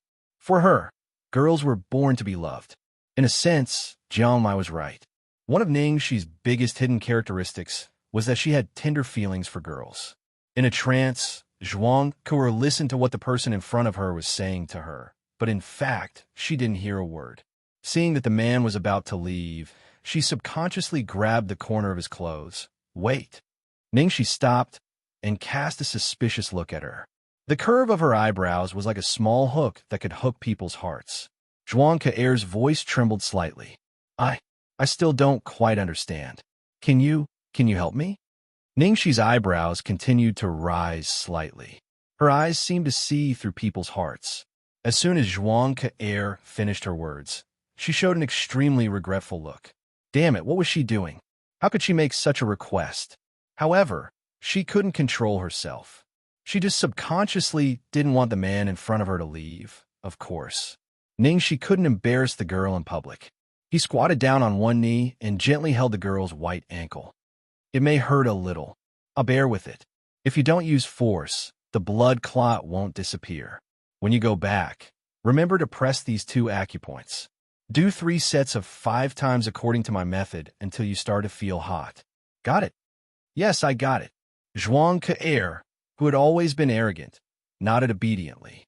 Even her voice became much softer. Whether it was Lu Jingli, who was as dazzling as the sun, or Lu Tingxiao, who was as cold and aloof as a king in the Middle Ages, they were both at the pinnacle of power, just like the nobles of ancient times. However, the man in front of her had a completely different temperament. He was like a lone wolf in the boundless grassland, unfettered by the shackles of the world, unfettered by anything, and untamed by anyone. Even though he was in a bustling metropolis, he was still unruly, free like a gust of wind that no one could catch. He could be infinitely gentle to you, but he would never stop for you. This was something that young ladies like Xianxia had never seen or experienced before. It was almost inevitable that they would fall into it. Not far away, Lu Jingli was completely stunned. Too powerful. Sister-in-law was too good at seducing girls. When she unleashed her ultimate move, the entire world seemed to lose its color. Even I had to admit my inferiority. Could it be that it was because women understood women better than women? This was simply invincible. If I were a woman, I wouldn't be able to take it. As soon as he finished speaking, a cold air that almost penetrated into the bones suddenly attacked him from the side. Lu Jingli shivered, cautiously glanced at his brother, and immediately fell silent. Lu Tingxiao, who was about to leave, quietly watched the scene in front of him. The cold air slowly overflowed from the bottom of his eyes, and his marble-like face gradually froze. There seemed to be a long bar on top of his head representing the value of anger, and at this moment, the value was slowly rising. He was always cautious because he was afraid that his wife would misunderstand him. He never expected that all the vinegar would be consumed by himself. His blind date had inexplicably become his rival in love. Chapter 535. On the other side, Ningxi's heroic rescue of the damsel in distress was finally over. She held Little Bun's hand and walked towards Lu Tingxiao and Lu Jingli. The power of beauty was too strong. It was not until then that everyone realized that she was accompanied by a cuddly little dumpling. Because they were all familiar faces, many of them recognized Little Bun's identity. That little boy. Isn't he Boss Lu's son? He's Boss Lu's son. I saw him once at old Master Lu's birthday party. Why is the young master of the Lu family so close to this man? Is this man a relative of the Lu family? He doesn't have to be a relative. Anyway, he must be very close to Lu Tingxiao and Lu Jingli. If they're so close, why haven't I seen this person before? This is so strange. Such an arrogant and unruly handsome man holding a soft and cute little dumpling in his hand. The contrast was so cute that it was like an arrow piercing through the heart. It successfully caused another round of screams. After she changed into men's clothes, even her behavior naturally changed to that of a man. After she walked over, she directly put her arm around Lu Tingxiao's shoulder as a greeting and then stuffed Little Bun into his arms. You're here so early? Lu Tingxiao's face darkened. His thin lips opened slightly as if he wanted to say something, but in the end, he said nothing and looked helpless. In the end, Lu Jingli couldn't help but start to complain, Little Cici, what are you doing here in this state? The first thing she did was to order juice and desserts for Little Bun and take good care of her.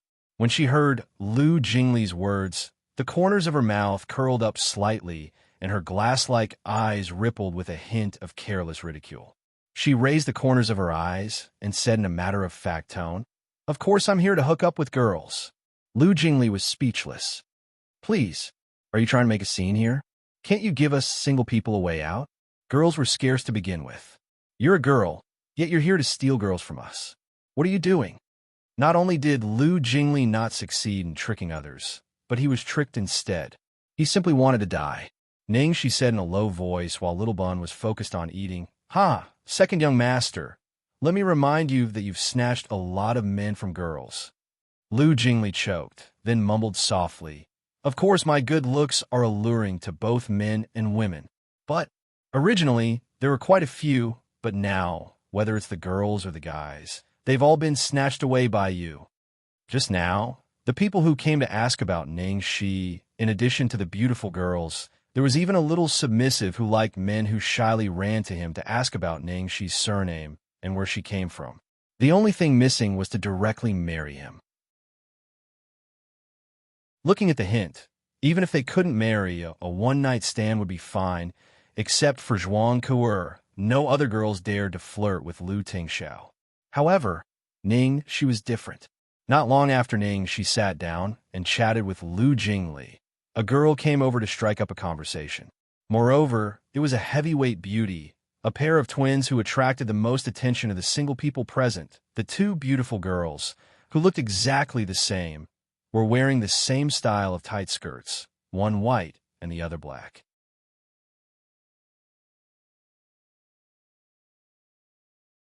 Chapter 536. The girl in the black dress was holding a glass of red wine in her hand.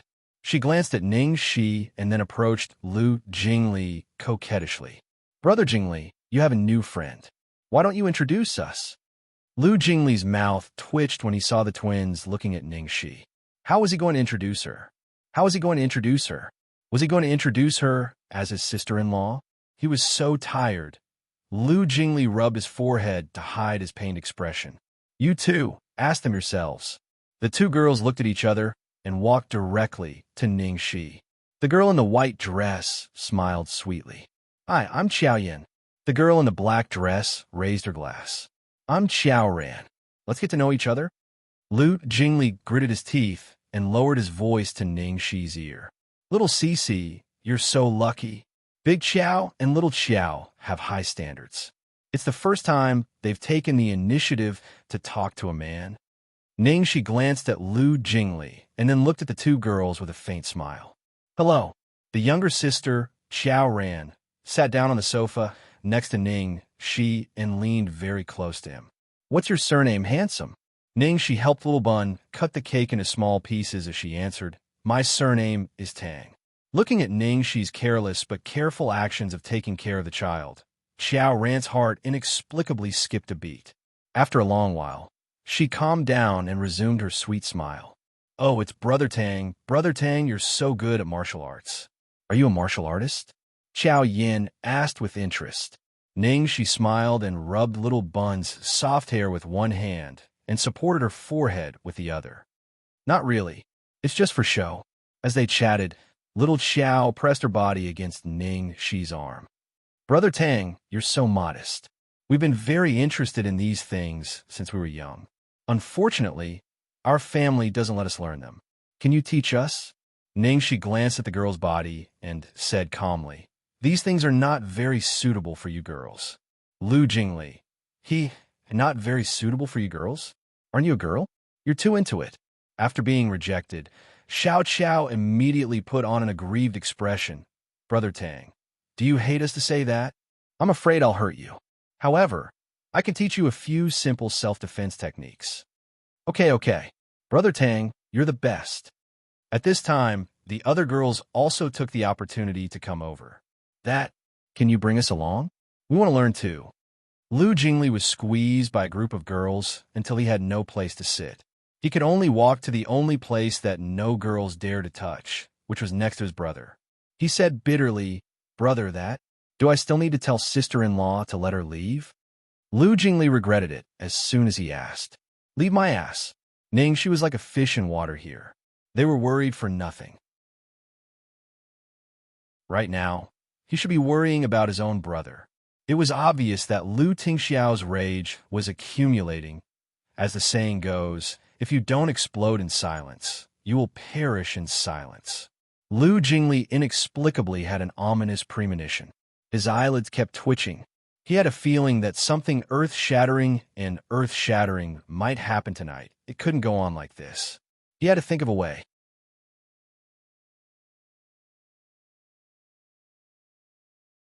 Chapter 537. Lu Jingli was so anxious that he scratched his ears and cheeks. Finally, his eyes lit up. He pulled Xiao Bao over, held his little shoulder, and said seriously, "Xiao Bao, why are you still eating? Hurry up and burn your little universe to fight. Your Aunt Xiaoxi is about to be taken away." Xiao Bao was holding a glass of juice in his arms, and there was a little cream on the corner of his mouth. He blinked his eyes and didn't feel threatened at all. They were all girls. Why did they have to fight? Xiao Bao buried his head and wrote 3 words on the writing board. Girls, girls, girls. They are girls. But not only men need to be vigilant. Girls are scarier. Okay? Lu Jingli didn't know how to explain to Xiao Bao. It was over. Even Xiao Bao couldn't be relied on. At this point, someone finally couldn't stand it anymore. That was the single man at the scene. Who in the circle didn't know that Lu Jingli's party had the most beauties and the best quality? So when they heard the news, all the single dogs in their free time flocked to the party. Lu Jingli alone was enough to steal the limelight. If Lu Tingxiao came, they would have no chance at all. Lu Tingxiao was finally about to leave, but who knew that not only did Lu Tingxiao not leave, but a heavy atomic bomb also came. This brat who came out of nowhere not only saved their goddess Xianxia, but also stole all the women's attention. How could they not hate him? Out of envy, jealousy, and hatred, they naturally wanted to stir up trouble. A man with dyed flaxen hair came over and handed Xianxia a cigarette. He narrowed his eyes and looked unfriendly. "Bro, I've never seen you before." "Thank you. I'm quitting smoking." She didn't take the cigarette. Instead, she took out a lollipop from Xiao Bao's pocket and put it in her mouth. She did quit smoking, but her behavior was obviously seen as disrespectful. The child's face darkened, and he tried to suppress his anger. There was a gleam of malice in his eyes. He put on a fake smile and said, "Bro, come and play with us." Of course, she knew what these childs wanted to do. She was gentle to girls, but not to men. Now that someone came to her door to ask for abuse, she would not be soft-hearted and immediately said, "Okay." After he finished speaking, he rubbed the little bun's head and said softly, "Xiao Bao, go to your father's place and stay for a while. I'll come find you soon." Xiao Bao nodded and obediently went to find his father. Not far away, Lu Tingxiao looked at his son, who was running towards him. For some reason, he felt like he had been left at home to take care of his child while his wife was having fun outside. After a while, she started playing. There was a row of depth charges on the table. The loser had to drink. Those young masters were used to playing in the game, and they were all on the same side against a common enemy. They had made up their minds to humiliate Shi and drink him to death. In the beginning, Lu Tingxiao was worried that Shi would be at a disadvantage, but he soon realized that he was overthinking. Whether it was playing cards or dice, Shi had never lost a game. On the contrary, those young masters who came to provoke him were beaten black and blue.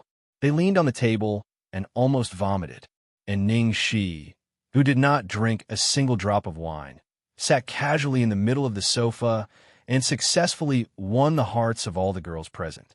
Well, some of them might even be turned gay on the spot.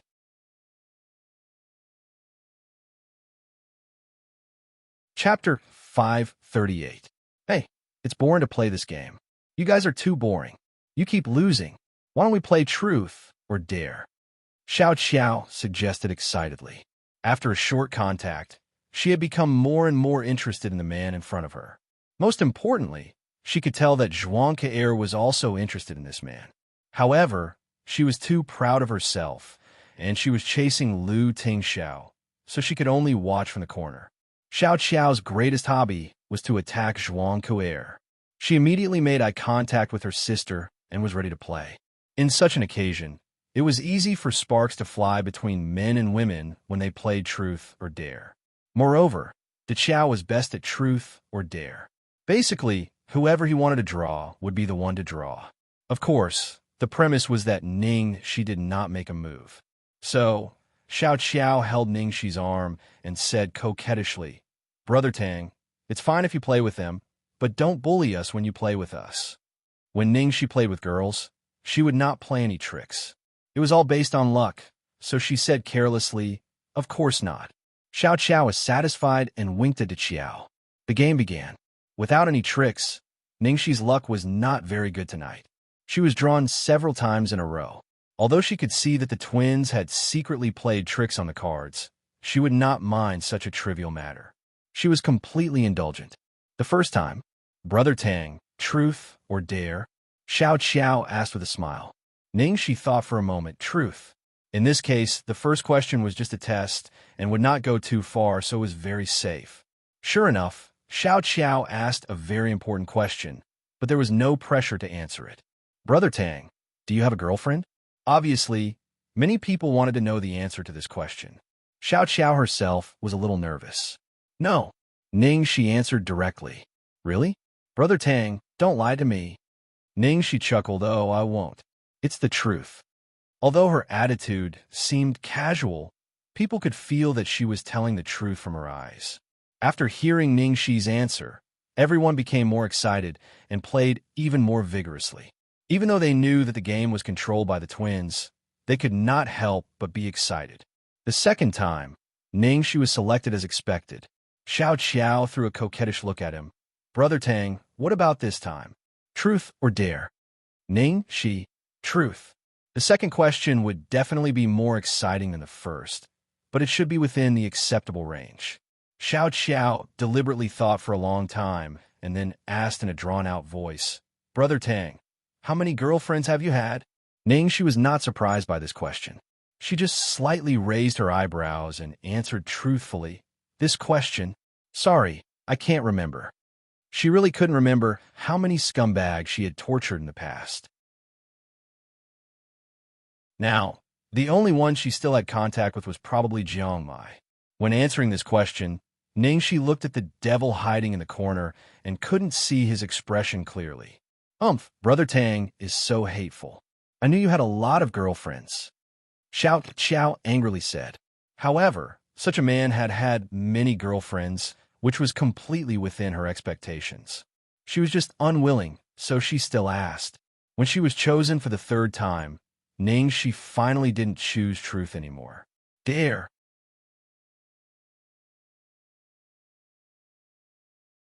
Chapter 539. When she was chosen for the third time, Ningxi finally didn't choose truth anymore. Dare. Because this time, if she continued to choose the truth, Xiao would never let her go easily. She did not know what kind of questions she would ask. If the great demon king wasn't here, she wouldn't care even if she went overboard. However, the great demon king was overseeing things, so how could she dare to go overboard? Although Lu Tingxiao sat in the corner and didn't seem to have any presence, Ningxi's aura was like a shadow following her. Furthermore, that presence was getting stronger and stronger. Oh, a certain someone was even jealous of Xianxia. Could it be that he was jealous of a girl this time? After hearing Ningxi say dare, although Xiao was very disappointed that the explosive question that she had prepared could not be used, but it doesn't matter, she still has the second plan. So, Xiao coughed lightly and immediately said the risky method that she had prepared. "Brother Qiao, my request is very simple. Tonight, you can choose any one of the girls here to be your girlfriend for half a day." After saying the last few words, Xiao shyly lowered her head. As long as it was a man, he would definitely be able to understand her hints. As long as he chose her, even if it was just a game, she could go with the flow and make it a reality, turning half a day into an infinite delay. Actually, at first, she only wanted a kiss. But later on, she changed her mind. Just a kiss was not enough. She wanted more. She wanted to own the man in front of her. After hearing little Qiao's request, how could the people at the scene not understand her meaning? Although the other girls were jealous, they knew that they couldn't compare to this pair of sisters. They could only secretly hate. The men were all abused by Ningxi and had no fighting strength. They could only watch as this stinky brat took the beauty home. Roar. My god is Xiao. How infuriating. It's okay. Xiao is gone, but there's still Big Xiao.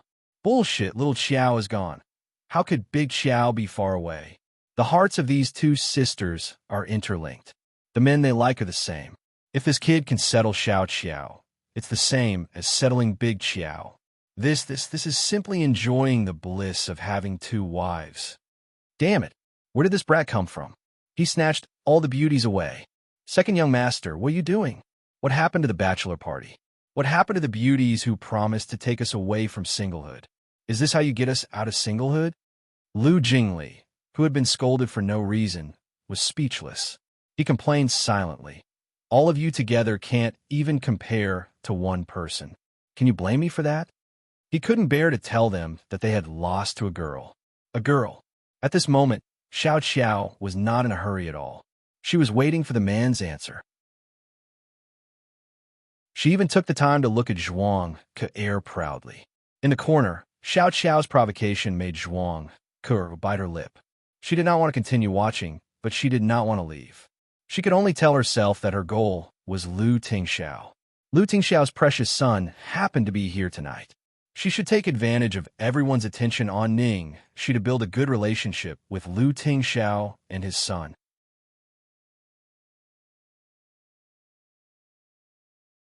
Chapter 540.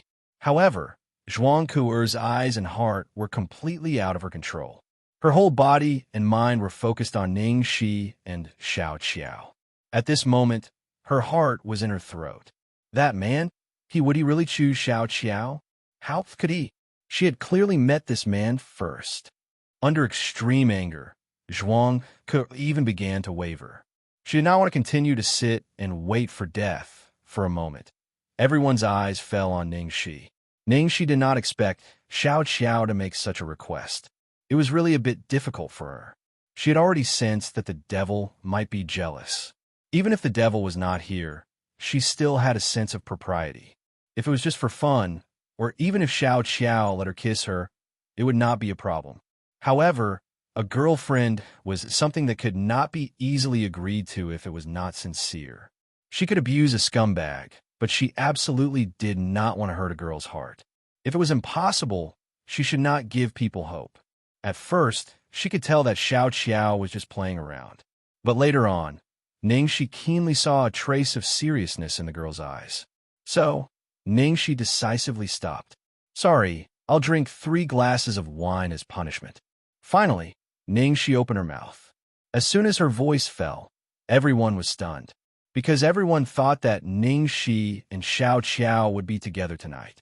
They did not expect that Ning Shi would actually accept the punishment at the last moment. Especially Xiao. Her face was full of disbelief. Brother Tang? Why? Ning Shi looked relaxed and smiled. She said in a joking tone, there are too many beautiful women tonight. The flowers will gradually dazzle the eyes, so forget it. Although Xiao knew that Ning Shi was giving her a way out of this embarrassing situation, she became stubborn. Regardless of her sister's reminder and obstruction, she didn't care about losing face. She unrelentingly said, Brother Tang, don't fool me. I want to know the reason. Why? Under everyone's gaze, the girl's eyes were already filled with tears. Ning Shi had a headache. Oh no, I've gone too far. Basically, people who were familiar with Ning Shi knew that what she was most afraid of was girls crying. Looking at Xiao's teary eyes, Ning Shi pinched her eyebrows, her heart struggling. Xiao, don't cry. She was thinking about how to end the situation with the least amount of damage.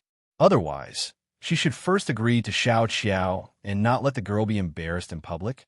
After all, she was also at fault for what happened tonight. Not far away, Lu Jingli wiped his face and prepared for a high-energy warning. He had basically figured out Ning Shi's temperament. He had every reason to believe that under the attack of Xiao's tears, Ning Shi would really agree to the girl's request. Because everyone's attention, including Lu Jingli's, was focused on Ning Shi and Xiao, no one noticed that in the corner, the seal of a big devil that had been sleeping for a long time was lifted. No one noticed that Lu Tingxiao had already stood up and was walking towards Ning Shi step by step. until, just when Ning Shi's heart softened and she was about to let go, one of her wrists was suddenly pulled up and her waist was brought into an embrace of ice and snow.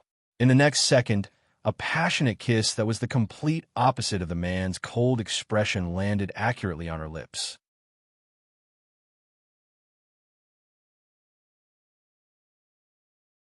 Chapter 541.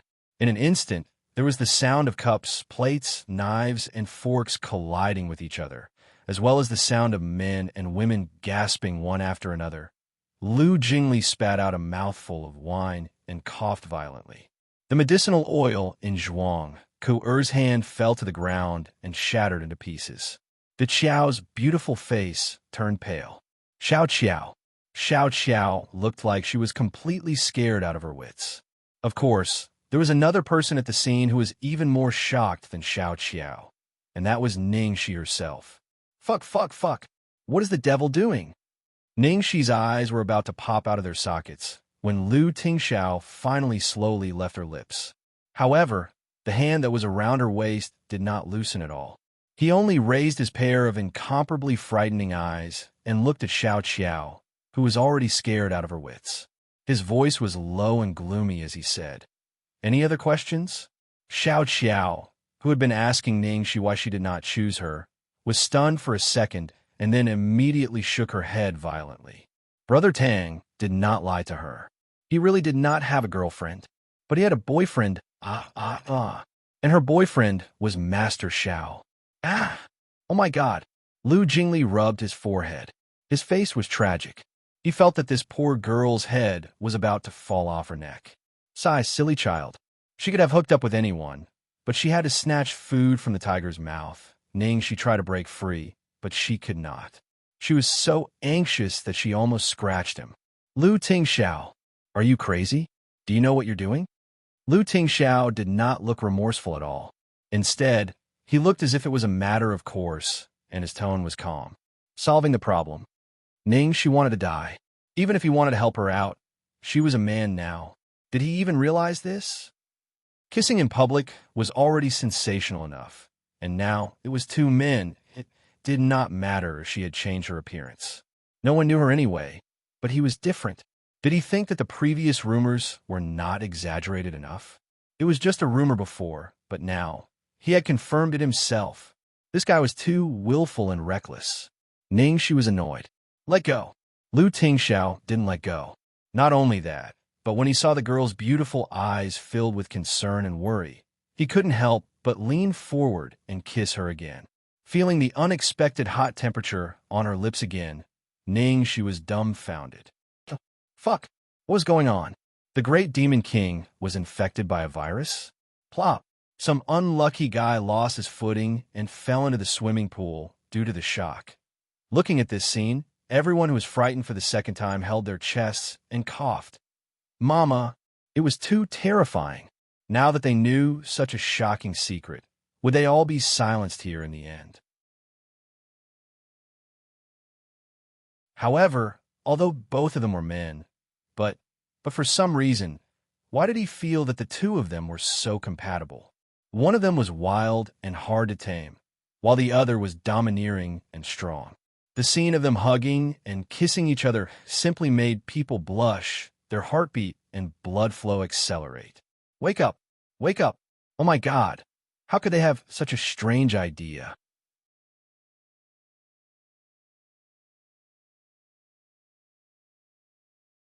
Chapter 542. Ning Shi's chin was pinched by rough fingers, and she felt a slight pain and numbness on her lips. She was so scared that she peed her pants. If she had known this would happen, she wouldn't have acted recklessly. The devil who had been repressed was too scary. He didn't care at all. However, she really didn't expect that the devil would be jealous of a girl, and in such an earth-shattering way. This time, Lu Tingxiao kissed her carefully for a long time. However, he still knew his limits and let go of Ning Shi before she exploded. Ning Shi's heart was beating violently. She gritted her teeth and slowly raised a hand, wanting to take off her wig. Things had already turned out like this. She couldn't let Lu Tingxiao be mistaken as gay, could she? However, at this time, Lu Tingxiao seemed to know what she wanted to do. He clasped her fingers tightly and stopped her. Her eyes, which were flickering with flames, stared intently at the person in front of her, as if she was the only one in the whole world. She lowered her voice and said calmly, "No need. Isn't that good? There won't be any other woman by my side in the future." Xianxia was stunned when she heard this. Her heart throbbed uncontrollably. Damn it. The devil had gone too far. What a big move. Damn it. She couldn't help but want to pounce on him and kiss him on the spot. I'm going to the bathroom. In the end, Xianxia broke free from Lu Tingxiao's hand and escaped like a rocket. Lu Tingxiao looked at the girl's back as she fled in a panic. The dazzling light in his eyes flickered, and then he glanced at everyone present. His gentle and doting gaze turned into a world of ice and snow. Xiao hugged at Xiao and trembled in fear. Sister, what did I do? What did I do? Brother Xiao will kill me. I was snatching Brother Xiao's man just now. The Xiao was obviously frightened as well. He forced himself to calm down and comforted her. Calm down. It'll be fine. Those who don't know are innocent. After all, they didn't say anything. We didn't know it all. No wonder he's so close to Brother Xiao and Brother Jingli. Even Xiaobao is so close to him. How could I be so stupid not to think of this earlier? The twins shrank in the corner as much as possible to reduce their presence. The Fujoshis hidden in the crowd silently had nosebleeds. The others also began to discuss. The news of President Lu liking men has been circulating for so many years, but it has never been brought to the surface. Actually, this result is not surprising, is it? It's just that the shock of seeing it with my own eyes is still. It's really hard to explain. The others nodded in agreement. It was indeed too shocking. Someone shrugged with an indifferent attitude. What kind of society is this? This kind of thing is too normal now, okay? In any case, I don't discriminate against them. Moreover, these two people look quite compatible. That Tang fellow is even prettier than the woman, so it doesn't seem out of place for them to stand together. Hearing this, there were quite a lot of people who agreed. That brat is so arrogant. Which woman can control him? Only someone like Master Xiao can control him, right? I don't think so. Didn't you see that Brother Xiao is here? Does that kid dare to go around flirting? Not only was she the #1 socialite in Beijing, but she was also a pair of beautiful twin sisters. In the end, Brother Xiao was forced to make it public. Brother Xiao is completely under their control. TSK. No wonder Brother Xiao doesn't like beauties and prefers him.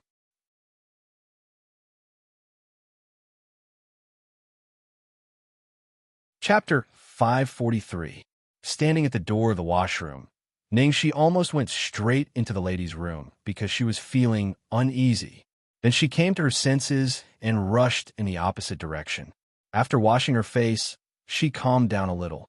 However, as soon as she came out, she saw Zhuang in the corridor outside.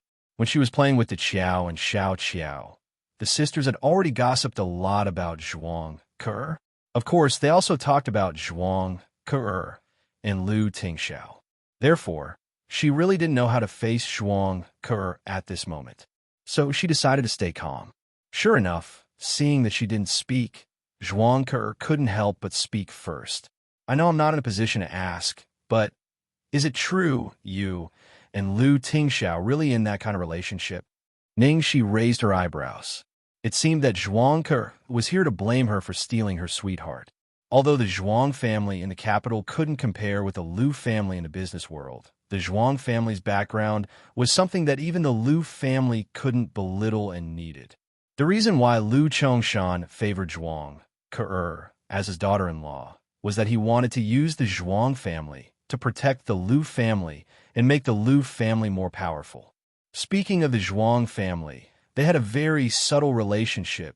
The old master of the Zhuang family, Zhuang Zongren, had a son and 3 daughters.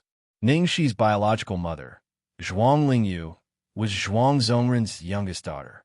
Because she insisted on marrying Ning Yaohua, she broke off the father-daughter relationship with Zhuang Zongren. They hadn't contacted each other for more than 20 years. Therefore, except for some of the older generation who knew the inside story, Most people thought that Zhuang Zongren only had 2 daughters. Even a younger generation of the Zhuang family didn't know. Ningxi knew it because she accidentally overheard the conversation between Zhuang Lingyu and Ning Yaohua. Ning Yaohua seemed to have encountered some difficulties at that time and hoped that Zhuang Lingyu could go back and beg his father-in-law. Later, Zhuang Lingyu refused and said something like she would never go back. Zhuang Ke was Zhuang Zongren's granddaughter, and Ning, she was Zhuang Zongren's granddaughter. So, in terms of blood relationship, they were cousins. This was really messy enough. However, Ning, she just thought about it casually. She didn't care about it at all. She didn't even recognize Zhuang Lingyu. Why would she care about her grandfather and cousin? So what if it's real? So what if it's fake? Ningxi didn't answer, but asked back. It's fake. Zhuang Ke's voice trembled. How she wished that it was fake. But it was impossible. They were already there. She was just lying to herself. In the end, Zhuang Ke took a deep breath, restored her calm expression, and said, if it's true, then I give up. Huh? Ningxi didn't expect Zhuang Ke to give such an answer. It didn't match her competitive personality at all, so she was stunned. Zhuang Ke clenched her fists and stared at her with a burning gaze. She said word by word, originally, I was determined to get Lu Tingxiao. It's because of you that I gave up. I won't fight with you. After saying that, Zhuang Ke quickly left in her high heels, as if she was afraid that she would lose control of her emotions. Ningxi watched Zhuang Ke's proud and humble back view as she left. She was dumbfounded once again. Something didn't seem right. Had she misunderstood? Why did she have the illusion that Zhuang Ke's true love was her, and not Lu Tingxiao?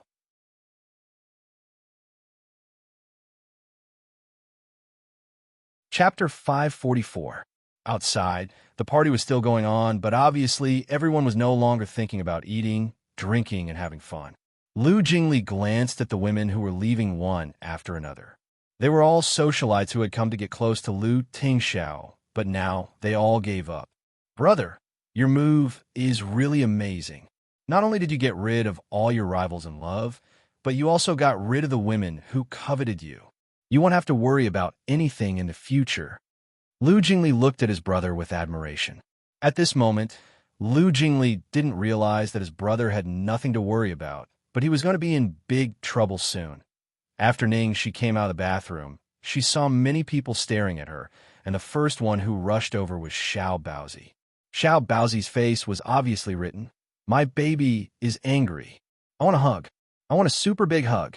Only then can I heal my wounded heart. Annie Xiaoxi actually kissed Papa. Twice. Ningxi knew what the little fellow was thinking. She gave her 2 kisses and then walked toward Lu Tingxiao with the little fellow in her arms. As soon as Ningxi sat down, a waiter came over with a tray with 2 glasses of milk on it. Lu Tingxiao gave one to his son and the other to Ningxi. Then he leaned against the sofa casually, but his arm was on the back of the sofa behind Ningxi, looking very possessive. His whole aura was sending out such a message. Private property, no hooking up. Not even looking. Sure enough, this move was very effective. Everyone immediately looked down, drank, chatted, and didn't dare to look anymore. The Great Demon King's move of kissing her in public could be said to have taken drastic measures to solve all the problems. Now, Ningxi was really much more peaceful, but it was inevitable that she was worried. Hey, Lu Tingxiao, are you sure it's okay to let them misunderstand? Lu Tingxiao nodded. Well, don't worry. When you become my wife, the rumors will naturally disappear. Ningxi coughed. What the hell? If that day didn't come, wouldn't he be misunderstood as liking men for the rest of his life? Lu Jingli laughed. Ha ha. Slow down, okay? I'm going to die from your stuffing.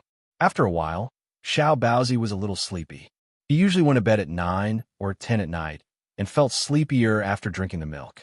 Lu Tingxiao looked at his son's sleepy face and reached out to hug him, wanting him to sleep more comfortably. However, the little girl didn't bite at all. She climbed down with great disgust and then clung to Ningxi's side. She put her little hands around Ningxi's neck and stared at her father warily, as if saying, don't you dare to separate me from Aunt Xiaoxi. I've seen through your scheme.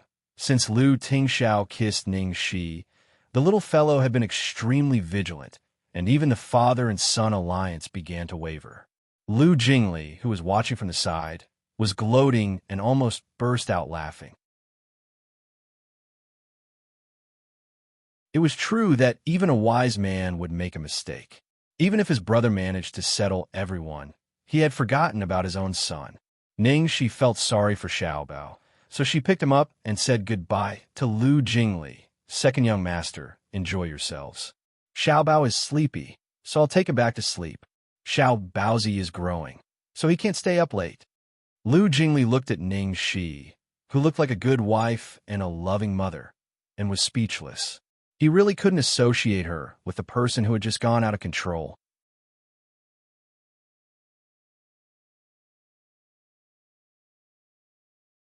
Chapter 545.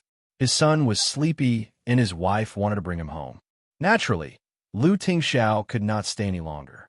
Ning Shi carried Xiaobao in her arms while Lu Tingxiao took off his maroon suit jacket and draped it over Ning Shi's shoulders. Then he put his arm around her shoulder and walked out together. Fiske. This family of three is going home. Even though they had been warned by Lu Tingxiao, everyone could not help but look over. The more they looked, the more surprised they became.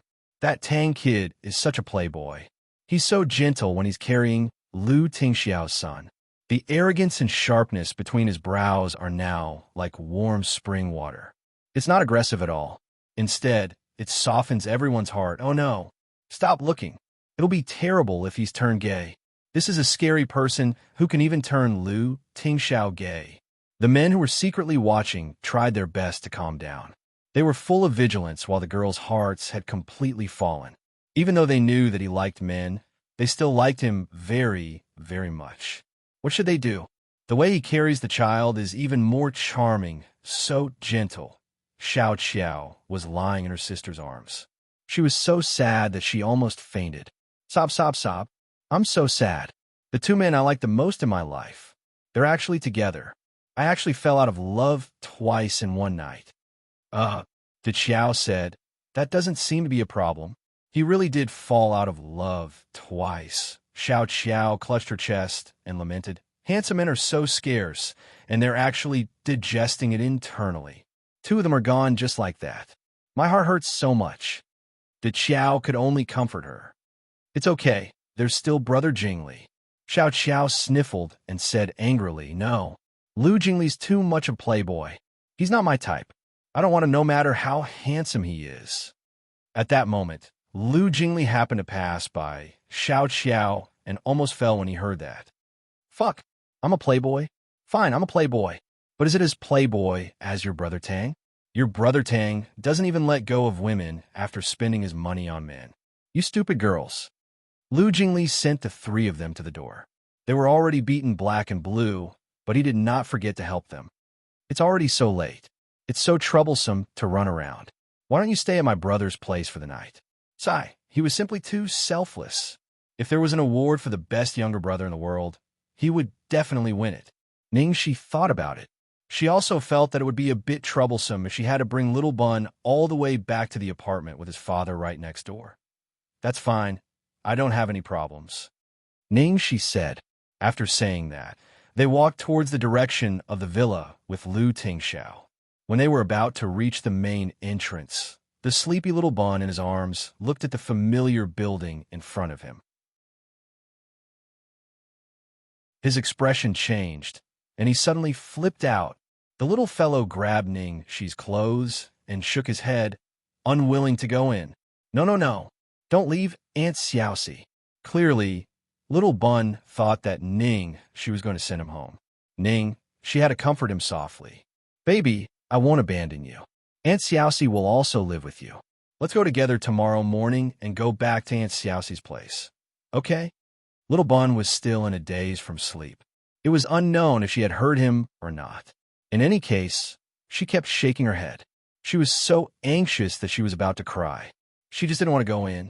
It was as if she was about to enter some great demon's lair. Ning Shi looked at Lu Tingxiao helplessly. What should we do? Lu Tingxiao sighed. It's okay. I'll send you back. Son, you can't betray me. At most, I won't kiss you in front of you anymore, okay?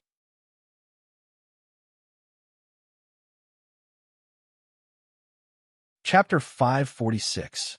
The next morning, Lu Jingli was in the middle of a great dream of hugging a beautiful woman.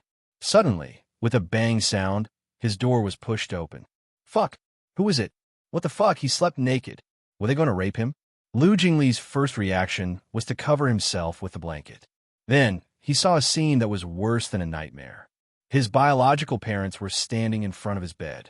Their expressions were exactly the same as when he had poked a hornet's nest when he was playful and wanted to beat him up.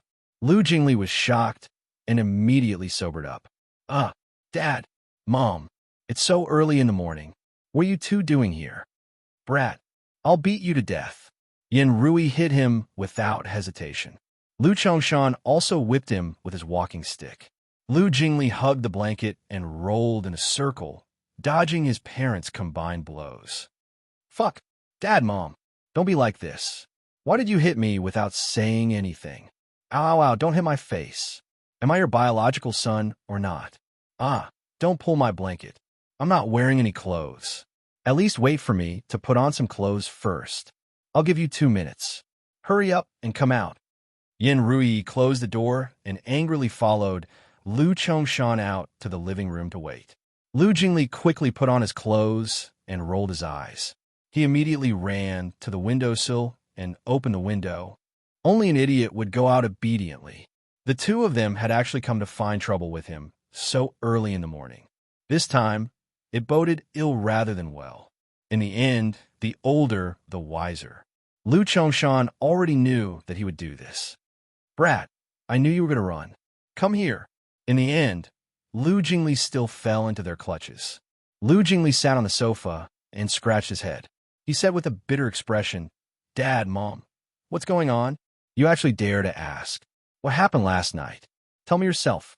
Don't tell me you don't know. Lu Chongshan looked like a storm was brewing. Lu Jingli looked innocent. Last night? What happened last night? Didn't I just have a party last night? You're still playing dumb. Someone told me that your brother kissed a man in front of everyone last night. This is really, really preposterous. Outrageous. Lu Chongshan slammed the table angrily. What the? That's it. I thought it was something important. What kind of attitude is that? This matter is not big enough. Lu Jingli felt even more innocent after being yelled at. Come on, Mom, Dad. It was my brother who kissed a man in public, not me. My brother lives next door. Why did you hit me instead of torturing him? I'm being wronged. Lu Chongshan's face darkened instantly. You dare to say that you didn't come up with this rotten idea for your brother? If I don't hit you, who else will I hit? You're the one I'm hitting. Lu Jingli was unhappy. Fuck. Why? Why am I the one who came up with the idea? This time, my brother was obviously self-taught. I was so scared that I peed my pants. Okay? I'm a victim too. Seeing that Lu Jingli's expression did not seem to be fake, Lu Chongshan and Yin Rui hesitated. Lu Jingli took the opportunity to continue. Also, why are you so sure that it's fake? Maybe my brother really likes men? When Lu Chongshan heard that, he immediately flew into a rage. Bullshit. If you dare to spout nonsense again, I'll beat you to death. Your brother already has child. How could he like men? Besides, he was so infatuated with that woman not long ago. This is clearly his scheme.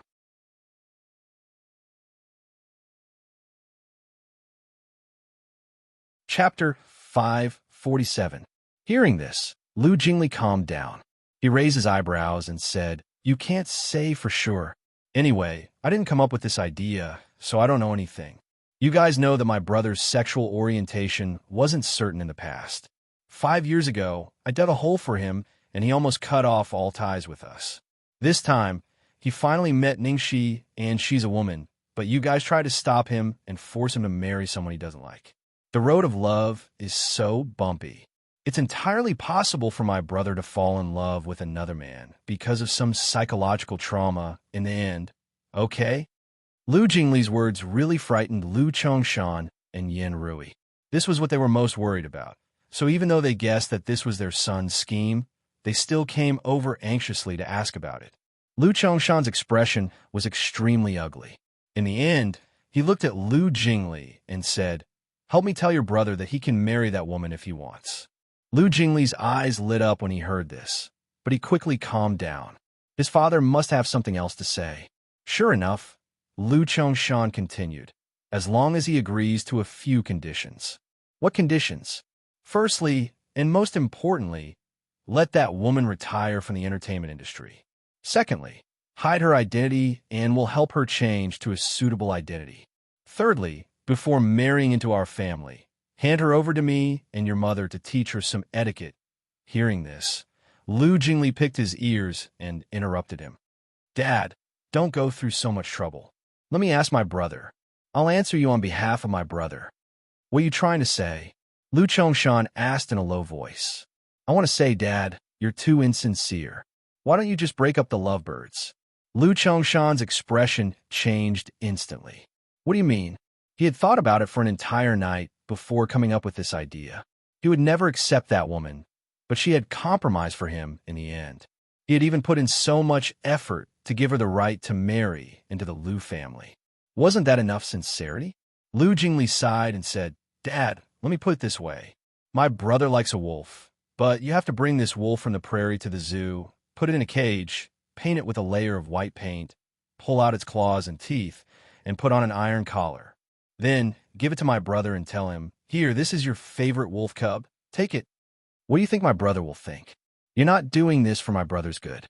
You're destroying the person he loves with your own hands." Yen Rui frowned. "Jingli, your analogy isn't appropriate. We just want to make that girl more suitable to be Ting Xiao's wife and Xiaobao's mother. Okay, then let me use another analogy. Do you remember when I was young? I really liked a rabbit. After that, it fell sick and died. I was so upset that I didn't eat for a few days and nights. So, you brought an identical rabbit from outside to make me happy. Do you still remember my reaction at that time?" Yen Rui frowned and nodded. "You didn't want it, so I gave it away. Yes, even if it's exactly the same, I know that it's no longer the one I love the most. Moreover, you've turned a wolf into a dog. Even its species has changed. There's so many people suitable for my brother. What's the point of him and Xiaobao not liking it?"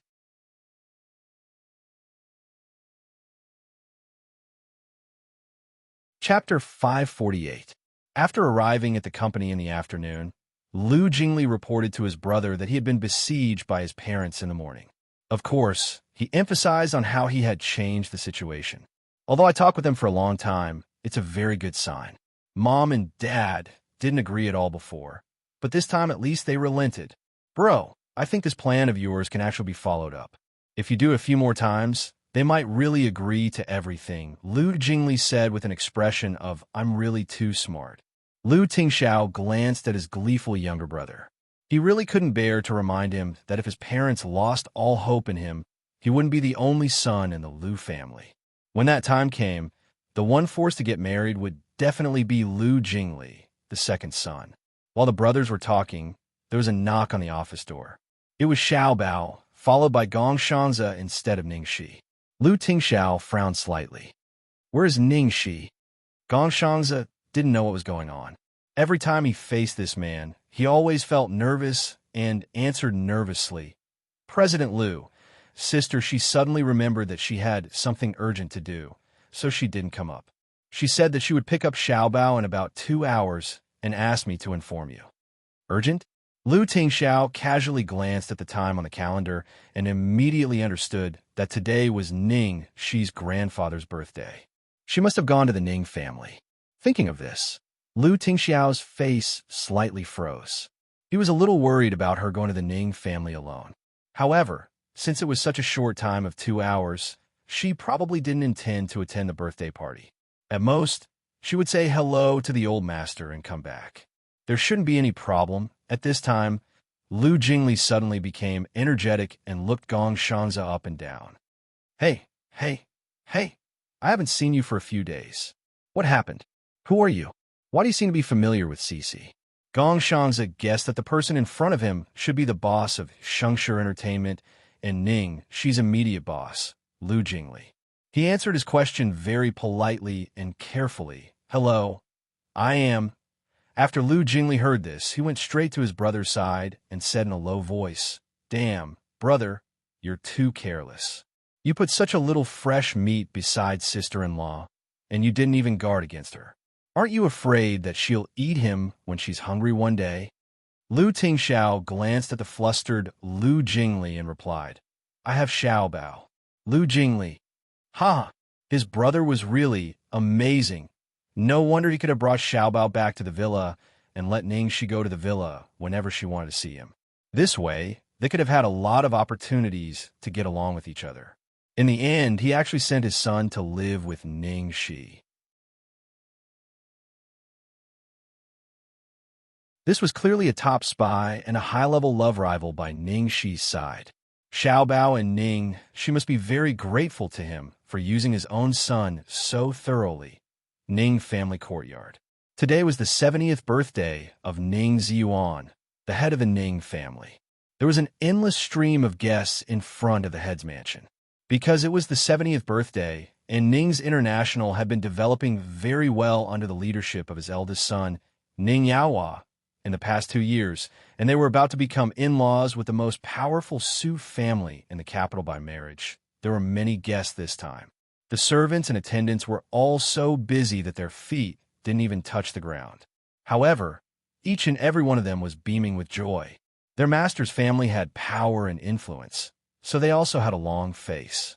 No matter where they went, as long as they said they worked for the Ning family, who wouldn't be envious?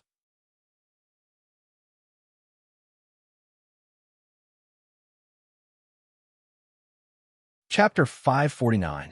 In the banquet hall, the guests and relatives were warmly congratulating the old man on his birthday and saying auspicious words. The most eye-catching tonight was undoubtedly Ning Yaohua's family, who was currently in power. The guests outside came one after another, each more powerful than the other. In addition to Ning Yaohua's business partners, there were also Ning Shueluo's close friends and powerful friends in the circle. A bunch of relatives of the Ning family were extremely jealous. For the sake of future benefits, they all went up to curry favor with them. "Ling Yu, you are so lucky. Your husband is so capable, and your daughter is so capable. I envy you the most for having a good daughter. Not only is she getting more and more beautiful, but she is also getting more and more capable. Not only is she good at acting, but she can also open her own company." Exactly. The brand of her clothes is so popular that many ladies in the circle have been asking me if I can reserve one for them. Ning Shihuo was a little embarrassed by the compliments. "Uncle and auntie, you are too polite. It's just a small quarrel. Not only is she talented, but she also has a good temper. Look at how modest she is. Unlike my daughter, who only knows how to make trouble for me all day. Mrs. Ning, how on earth did you raise such an excellent daughter? Please teach us." A group of people asked Zhuang Lingyu about raising a child. Zhuang Lingyu looked at her daughter, who she was proud of, and chuckled. "I really have no experience in this aspect. Shueluo has never needed me to worry about her since she was a child." "Oh, I am so jealous." Amidst the praises, someone muttered softly, "Speaking of which, I really don't know what your family's old man is thinking. He already has such a good granddaughter like Shueluo. But at that time, he still insisted on adopting a little lass from the countryside and placed her under your name. Later on, so many preposterous things happened. Isn't this just looking for trouble for himself?" At the mention of Ning Shi, Zhuang Lingyu's expression suddenly changed. She looked a little uncomfortable and said, "Grandpa pitted her, so he did a good deed. As the younger generation, we naturally followed his wishes." Her words clearly made it clear that she had nothing to do with Ning Shi. No one in the circle knew that Ning Shi and Ning Shuo had exchanged identities. Everyone thought that Ning, she was just an adopted daughter of the Ning family from the countryside. When Grandpa Ning took Ning Shi back, he must have been ready to announce her identity. After all, she was his own flesh and blood. Ning Yaohua and Zhuang Lingyu agreed at that time. But later on, under Ning Shuo's instigation, Ning Yaohua and Zhuang Lingyu became more and more dissatisfied with Ning. She after Ning, she drank the lemon water to wash her hands in public. Until the day when they were going to announce Xi's identity. Xi actually wore a fake dress. When she was discovered, they were humiliated. So at that time, the two decisively changed their minds and didn't announce Xi's identity. After that, they kept delaying this matter until 5 years ago, when Xi did something that ruined the family's reputation. They completely gave up the idea of revealing her identity and secretly sent her abroad to fend for herself. You guys are really kind. You even spent so much effort to send her abroad to study. However, it's been 5 years. She should have graduated and come back, right? What is he doing now? Does he work at Ning's international group? A distant relative asked tentatively.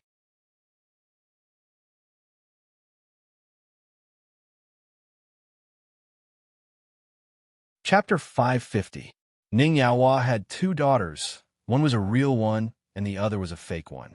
Ning Xiaohua was of high status and had been betrothed to the Su family long ago. They definitely couldn't get close to her and didn't dare to have any ideas.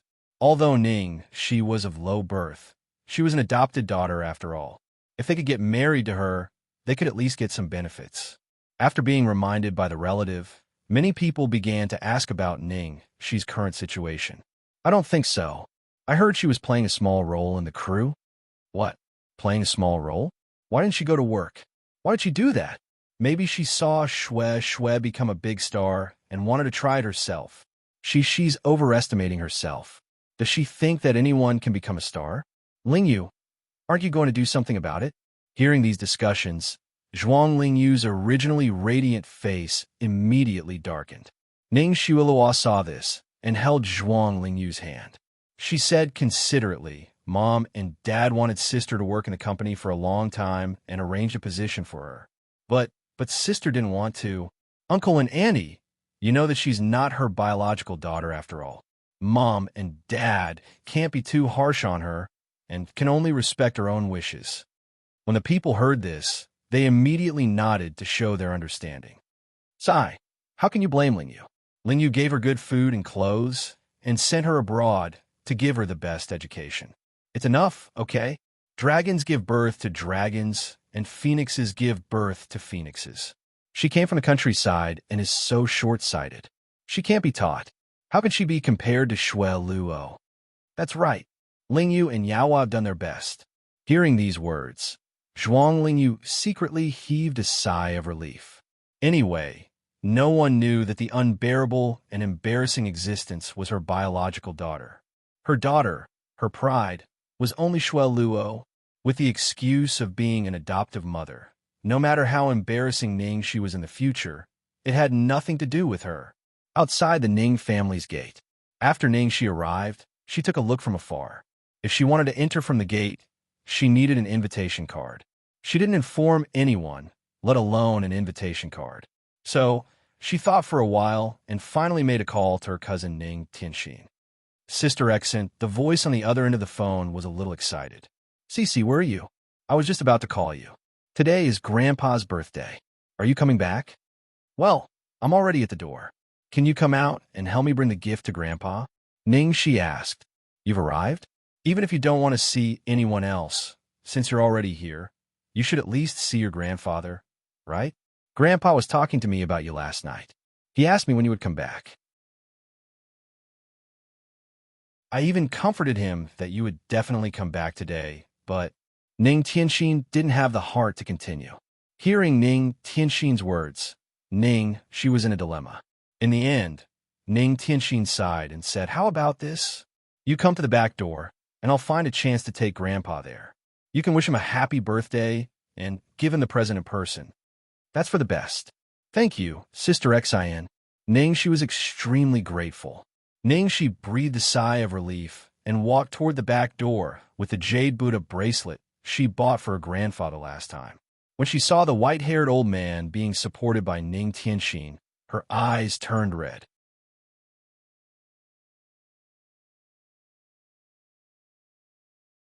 Chapter 551. 5 years might not be a long time for a young girl like her, but for an old man like Grandpa, it was a long time. Grandpa's hair had turned completely white, and his straight back had become hunched. He was trembling as he took out his glasses from his pocket, trying to see her clearly. The moment she saw Grandpa, Ningxi's long-sealed memories suddenly surged up. In the winter of that year, she was still a naive girl. She came to a strange place alone and saw her biological parents and Ning Shulua talking and laughing intimately. She secretly hid in the corner and cried because of homesickness. Later, Grandpa found her, took her hand, and went to the kitchen to cook a bowl of hot noodles for her. He told her not to cry, that this was her home. At that time, she was scolded by Zhuang Lingyu more and more flustered. She did everything she asked of her, so Grandpa took some time out of his busy schedule. When he came back at night, he called her to the study and taught her patiently over and over again. She never came back after she left the Ning family. Grandpa didn't know what happened at that time. He was not in good health, and Ningxi was afraid that he would be upset, so she never told him about it. Grandpa once came to the country to find her and take her back, but she refused. She still remembered the disappointed look in his eyes. At this moment, Ningxi actually didn't know how to face the old man. Ning Ziyuan probably still minded that she didn't want to go home, so he didn't look very good and kept a straight face. In the end, Ning Tianxin had no choice but to break the deadlock. She ran over, took Ningxi's hand, and pulled her to Grandpa. "Xiaoxi, what are you waiting for? Say something." Ning Tianxin reminded her helplessly. After all, Ningxi was no longer a timid little girl. After a short moment of absent-mindedness, she quickly came to herself and immediately rushed over to give Grandpa a big hug. "Grandpa, I missed you so much." Ning Ziyuan was a little dazed by his granddaughter's warm hug, and then he snorted. "I didn't know you missed me. Did you miss me for so many years without coming back?" Although his tone was still very bad, his expression had obviously softened. Ningxi giggled. "Grandpa, I'm studying hard. Didn't you teach me that knowledge can change my fate? All these years, I have been diligently following your teachings and studying with all my might." "You?" Ning Ziyuan's face was filled with helplessness. His cloudy eyes scrutinized the girl in front of him, whom he could barely recognize. He muttered, you've changed. Not only her appearance, but also her personality and temperament." He had only seen her for a short time, but he discovered that the changes in his granddaughter over the years had surprised and delighted him. Ningxi tilted her head and asked deliberately, "What changed? Did I become prettier?" Grandpa Sheng was amused by her. "You become prettier and more cheerful. That's good. It seems that the foreign environment is helpful to you." She was Ning Ziyuan's only consolation. All these years, the person he felt the most guilty about was this granddaughter. After chatting for a while, Ning Ziyuan suddenly got to the point. "Xiaoxi, Grandpa taught you to study hard, but did he also teach you to do the right thing at the right time? And you, Tianxin, listen to Grandpa's words. You too, at your age, the most important thing to do at this age is to find a good man to marry and then have a big fat boy. I understand that you young people are busy.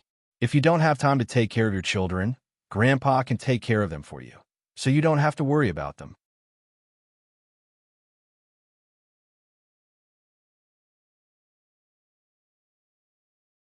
Chapter 552. Ning Shi and Ning Tianxin looked at each other helplessly. Ning Tianxin wasn't good with words, so Ning Shi had to speak. "Grandpa, stop it. You can't be like this. We haven't seen each other for so many years, and you're rushing me to get married as soon as I come back. Do you know what the least adorable grandpa looks like? He's the grandpa who urges me to get married." Grandpa Ning glanced at her. "Then do you know what the least adorable granddaughter looks like?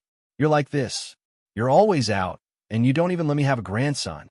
I'm already 70 years old. How many years do I have left?" Ning, she was speechless. She was digging her own grave. Ning Ziyuan glanced in the direction of the banquet hall. Thinking of something, he looked at his two granddaughters and said earnestly, "You too, I didn't force you. I had no other choice but to do this. The Ning family doesn't even have a male grandson in your generation. Who are you going to hand over the family business? Do you want me to hand it over to Ning Shuo, who isn't related to me by blood, and your second uncle's two illegitimate daughters? Ning Shi and Ning Tianxin's expressions turned serious when they heard their grandpa's words. Ning Shi would never get married. She would never get married, let alone give birth to a grandson for her grandpa to inherit the Ning family business. Ning Tianxin already had someone in her heart, but they missed each other. After so many years, she couldn't accept anyone else, nor could she fulfill her grandpa's wish. Ning Tianxin's father, Ning Shi's second uncle, Ning Yaobang, originally wanted to force Ning Tianxin to get married so that she could give birth to an heir as soon as possible. However, Ning Tianxin, who looked weak, was too stubborn. She refused and even threatened to kill herself. Therefore, in the past 2 years, Ning Yaobang not only kept having children outside, but also urged his two illegitimate daughters to give birth to an heir as soon as possible. As for Ning Xiuo, even though she wasn't her biological daughter, they had already discussed it with the Su family. Ning Xiuo's first son would be surnamed Ning. Ning Yaohua and Ning Yaobang had been secretly competing against each other all these years. Ning Yaohua's biggest leverage was Ning Xiuo's influence and the Su family's marriage. Ning Yaobang's biggest leverage was that although he did not have any sons, his 3 daughters were his own. No matter who gave birth to a son, he would be the heir of the Ning family. Ning Shi and Ning Tianxin didn't know how to answer their grandpa. They couldn't say yes, but they didn't want to hurt him. At this moment, a familiar voice came from behind him. "Dad, a group of people is waiting for you inside. Why did you come to the backyard?" Ning Shi. As Zhuang Lingyu spoke, she saw someone standing next to Ning Ziyuan and Ning Tianxin. Seeing that it was Ning Shi, Zhuang Lingyu's face changed, and she snapped. "What are you doing here? There are so many guests at home today. What if you offend an important guest? Get out of here." Before Ning Shi could speak, Grandpa Sheng was the first to get angry. "How dare you? Xiaoxi is my granddaughter. Who allowed you to drive her away?" Zhuang Lingyu panicked and looked behind her. Dad, lower your voice." "Lower my voice? Did I say something wrong? Isn't Xiaoxi your daughter?" Ning Ziyuan was even angrier when he saw her evasive look.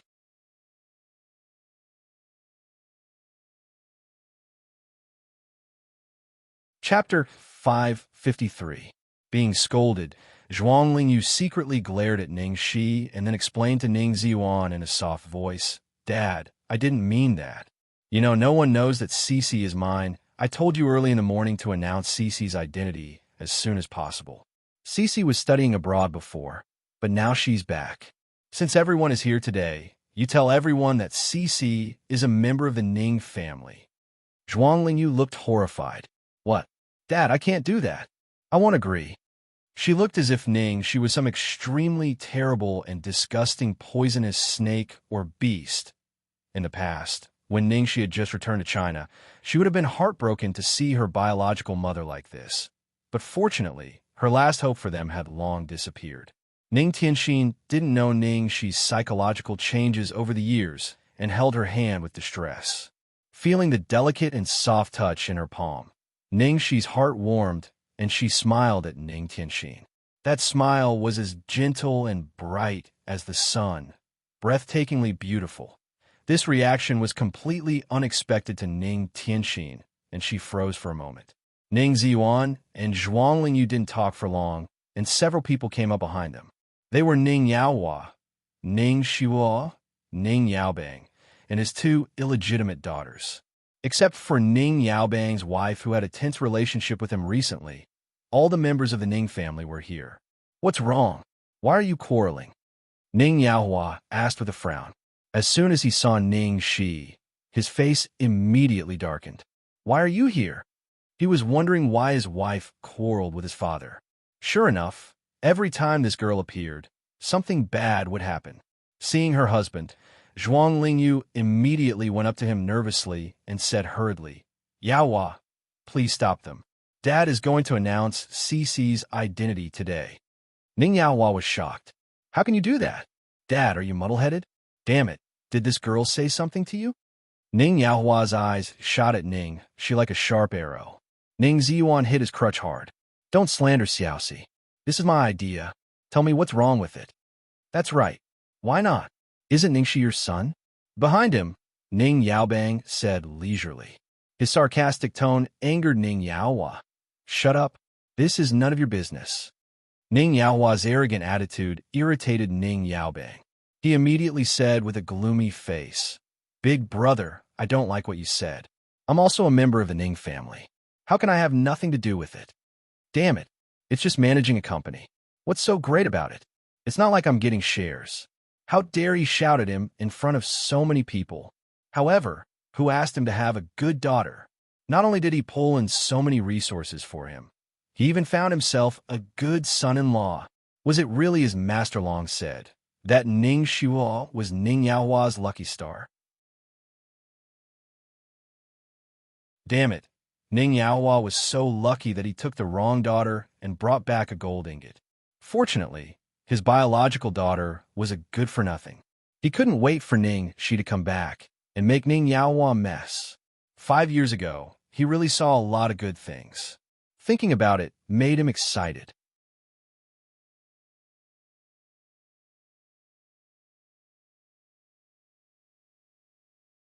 Chapter 554. Ning Yaohua ignored Ning Yaobang. His top priority was to appease Grandpa Ning. Dad, it's not that I don't want to announce it. It's just that it's too hasty. At first, we told the public that she was an adopted daughter, but now she suddenly became our biological daughter. There must be a reasonable reason. If we don't handle it well, won't we become a laughing stock? Today is your birthday banquet. If something happens, it will be too embarrassing. Hasty. It's been 5 years. You didn't take this matter to heart at all. Why didn't I take it to heart? As soon as Xiaoxia came back, I asked her to arrange a job for her. I was going to let her integrate into the Ning family step by step, and then naturally announce her identity. It was she who insisted on going to the entertainment circle. Now she not only got herself involved in scandals, but also got Xiuluo into trouble several times. In fact, he had never thought about revealing Ning Shi's identity at all.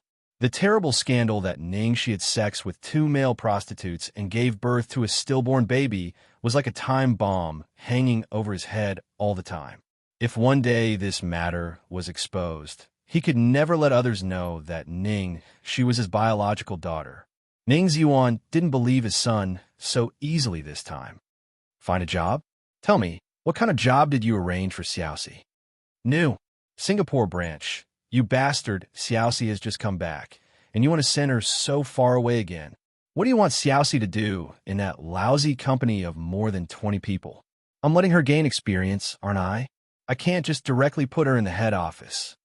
Xiaoxia is my biological granddaughter. Why not? Xiaoxia, you go to the head office tomorrow, to the finance department. Behind him, Ning Xiuo, who had been silent for a long time, finally changed her face when she heard this. From the beginning, what she wanted most was to enter the head office of Ning's, but her identity was too special.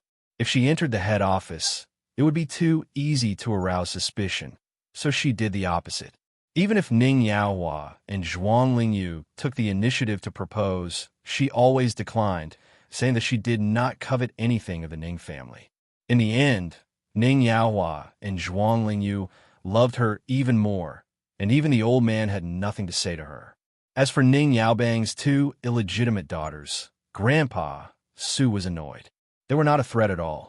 Although Ning Tianxin was a legitimate child, she was so infatuated with a man that her mind was not at home. Therefore, Grandpa Su was not worried at all. When she married into the Su family and had enough capital, everything in the Ning family would be hers sooner or later. But now, everything that she had painstakingly built up for so many years was on the verge of collapse because of Ning Shi's sudden appearance. How could she tolerate it? Not only did Ning Yaohua, Zhuang Lingyu, and Ning Xiuluo's expressions changed, even Ning Yaobang was furious. Dad, are you kidding me?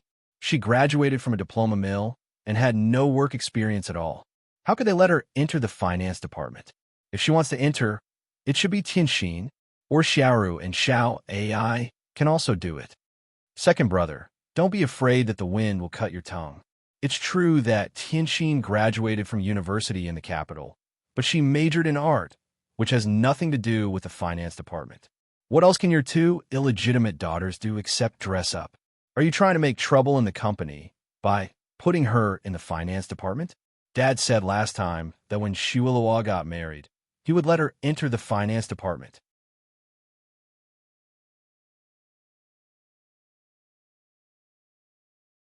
Chapter 555. Ning Yaohua wanted his daughter to join the company, but he wanted Ning Shui to join the company, not Ning Shi. For him, it was a disaster for Ning Shi to join the company. He didn't mind losing face at home, but if he lost face to the whole company, how could he face others? Furthermore, he had solemnly vowed to the Su family that in the future Shui Luo would be the one to inherit the family business. While they were quarreling, Zhuang Lingyu walked up to Ning Shi, pulled her hard, and gritted her teeth. Why are you still standing here? Hurry up and leave. The house was originally fine, but when you came, it became so noisy. Did you think that on a day like your grandfather's birthday, you would also make a fuss? Although Ning Shi looked indifferent, Ning Tianxin couldn't bear it anymore. Even though she was not good with words, she couldn't help saying, Aunt, your words are biased. Xiaoxia just came to see Grandpa. In order not to disturb you, she even asked me to take Grandpa to the backyard to see him. She didn't say a word or do anything from beginning to end. How could it be her fault? She didn't do anything. It's enough that she just showed up here. Besides, we don't need an outsider like you to meddle in our affairs. At the same time, in the president's office of Lu's group, 2 hours had passed, but Ning Shi hadn't come back yet. Xiao Bao was leaning against the window, as usual, and even Lu Tingxiao began to look at his cell phone frequently. Lu Jingli looked at the father and son, as if he couldn't stand it anymore. Hey, can you two calm down? We haven't seen each other for only 2 hours, okay? Another 5 minutes passed, but she still didn't come back. Lu Tingxiao picked up his phone and dialed Ning Shi's number. However, no one answered. In the Ning's villa, the cell phone in Ning Shi's bag suddenly rang. She looked at the caller ID and found it was Lu Tingxiao. It had been more than 2 hours. He was probably asking her when she would go back. At this time, the Ning family was quarreling. It was not convenient for Ning Shi to answer the phone, so she walked up to her furious grandfather and said softly, Grandpa, let's talk about other things another day. I just came to see you today. I have something urgent to do, so I have to go back. Happy birthday. What urgent matter? Why are you leaving so soon? When the old man heard this, he immediately became anxious. Don't mind these bastards. With Grandpa here, no one can chase you away. Ning Shi gently stroked the old man's back, which was undulating because of excitement. Grandpa, I'm really busy recently. Otherwise, I wouldn't have come to see you in such a hurry. Xiaoxia, it's Grandpa's fault for making you feel wronged. Ning Ziyuan thought she was comforting him, and that she was in a hurry to leave because Ning Yaohua and Zhuang Lingyu's attitudes were too sad, so he was immediately filled with guilt. Ning Xiaohua knew it was going to be bad when she saw the old man's expression. Although Ning Yaohua was in charge of the Ning family, the shares were still firmly held in the hands of the old man. If he favored Ning Shi, it would be troublesome. What she was most afraid of was the guilt the old man felt towards Ning Shi. After all, Ning Shi was his own flesh and blood. No matter how unbearable and dirty Ning Shi was, she could destroy what she had been working for years with just a soft word. Just because of the damn bloodline? Just because she didn't have the blood of the Ning family, she had to work 1,000 times harder to get what Ning she could easily get.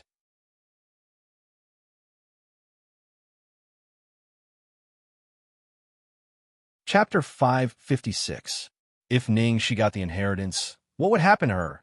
She couldn't bear the thought of going back to that remote village and living a poor life every day. Even if the Ning family didn't drive her away, she couldn't bear to be submissive to Ning Shi in the future. She was the lady of the Ning family. She was born as the lady of the Ning family. Why did this bitch take everything away? Yes, she was the lady of the Ning family, the only lady of the Ning family. Even her bloodline couldn't change that. Ning Xiaohua took a deep breath and calmed down. She walked over and took Ning Shi's arm, her voice trembling and her face full of anxiety. Sister, don't go, okay? Please don't be angry with Mom and Dad. Mom and Dad have been arranging for your identity to be revealed, but you don't want to come back or come to the company. Blame me. It's all my fault. You can beat me or scold me. If you really don't want to see me, I'll leave now. But sister, please don't go. Even if you don't want to see us, think about Grandpa. Grandpa really misses you. You should at least have a piece of Grandpa's birthday cake before you go, right? No matter how urgent it can't be more important than Grandpa's birthday. Ning Shuilua's words were so skillful. She blamed Ning Shi for not revealing her identity and not entering the company. At the same time, she showed how hard it was for her to live in the Ning family because of her awkward identity.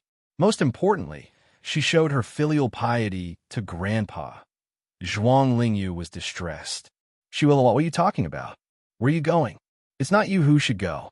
Seeing Ning Shua trying to persuade Ning Shi to stay, even Grandpa Ning's face eased a lot. He certainly wouldn't let Ning Shua go, but he tried to persuade Ning Shi again. Cici, it's rare for you to come back. Stay a little longer. Looking at the old man's hopeful eyes, Ning Shi was silent for a while and finally nodded. Okay. She definitely couldn't satisfy the old man about having a baby. She was destined to let down all the expectations and kindness of Grandpa. She couldn't be the lady of the Ning family, enter the company, or return to the Ning family. So at this moment, she couldn't bear to refuse such a simple request on his birthday. That's great, that's great. Come into the house. It's winter and it's cold outside. Grandpa Ning's face brightened up. With the help of Ning Tianxin and Ning Shi, he happily entered the house. Ning Shuilua stood behind them alone, watching Ning Ziyuan being supported by Ning Tianxin and Ning Shi. A cold glint flashed in her eyes. Seeing that the old man was finally appeased, Zhuang Lingyu finally heaved a sigh of relief. With a face full of affection, she walked to Ning Shuiluo and held her hand. Shuiluo, you've been wronged.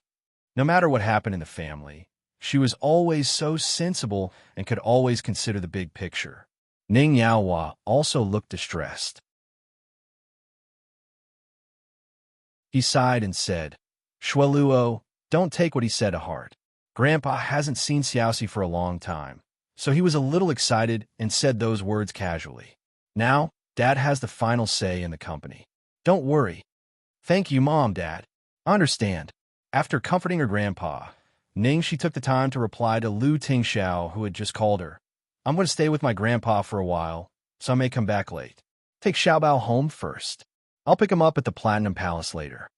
In the office, Lu Tingxiao's face darkened when he saw this message. Lu Tingxiao knew very well that no matter how tough Ning Shi looked, there was still a place that she couldn't touch, and that was the Ning family. He knew a little about what she had gone through when she was in the Ning family. Although Ning Shi's message sounded easy, how could he let her be alone in that kind of place?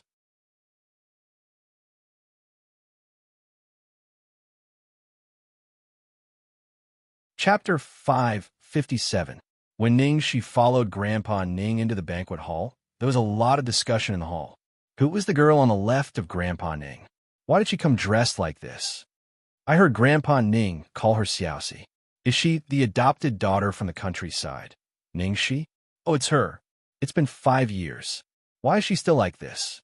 She hasn't made any progress at all. She's really a good-for-nothing. Haha, 5 years ago, she still wore some branded replicas. Now, she doesn't even have the basic taste. Today, Ning Shi had brought Gong Xianxia and Xiao Bao to the furniture city to buy things to decorate the studio, so she dressed more casually and conveniently. She directly went out with jeans and a leather coat. Her long hair was tied into a ponytail and casually thrown behind her head, looking very neat. However, on such an occasion where all the ladies were wearing long dresses and high heels, she looked very out of place. Grandpa Ning was immersed in the joy of his granddaughter's return and didn't notice what Ning she was wearing. He kept chatting with Ning Shi until Zhuang Lingyu reminded him that there were many guests waiting. Then he asked Ning Tianxin to accompany Ning Shi to eat something, and he went to greet the guests. As soon as Grandpa Ning left, Zhuang Lingyu's face changed. She looked at Ning Shi and said, "Look at what you're wearing. Don't you know what day it is?" Ning Shihua tried to smooth things over. Mom, don't blame her. She must have come in a hurry and didn't have time to change. With that, she walked up to Ning Shi cautiously, fearing that Ning Shi would be angry. Sister, let me take you upstairs to change your clothes. What are you waiting for? Go and change with Shuelua. Busy, busy, busy, not doing a single proper thing. I don't know what you're busy with all day long. For Zhuang Yu, Ning, she was the shame of her life. She couldn't bear to look at her. If she was scolded by Zhuang Yu like this in the past, Ning, she would have been too ashamed to show her face. Now she just glanced at her lightly.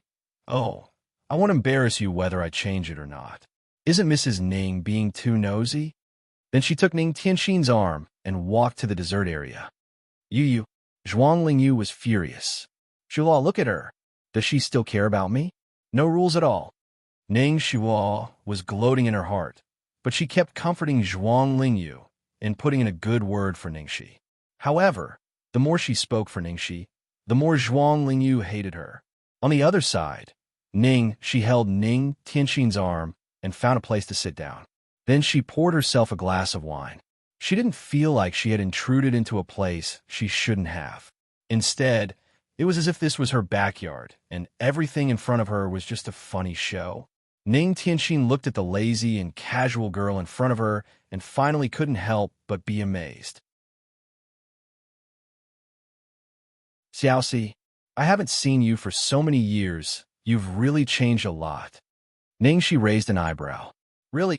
5 years ago, when she was discovered wearing a fake dress, she was as helpless as if she was standing naked in front of everyone. Under the ridiculing words and contemptuous gazes, she felt that her whole world was about to collapse. But now, in comparison, it seemed that the changes were indeed quite big.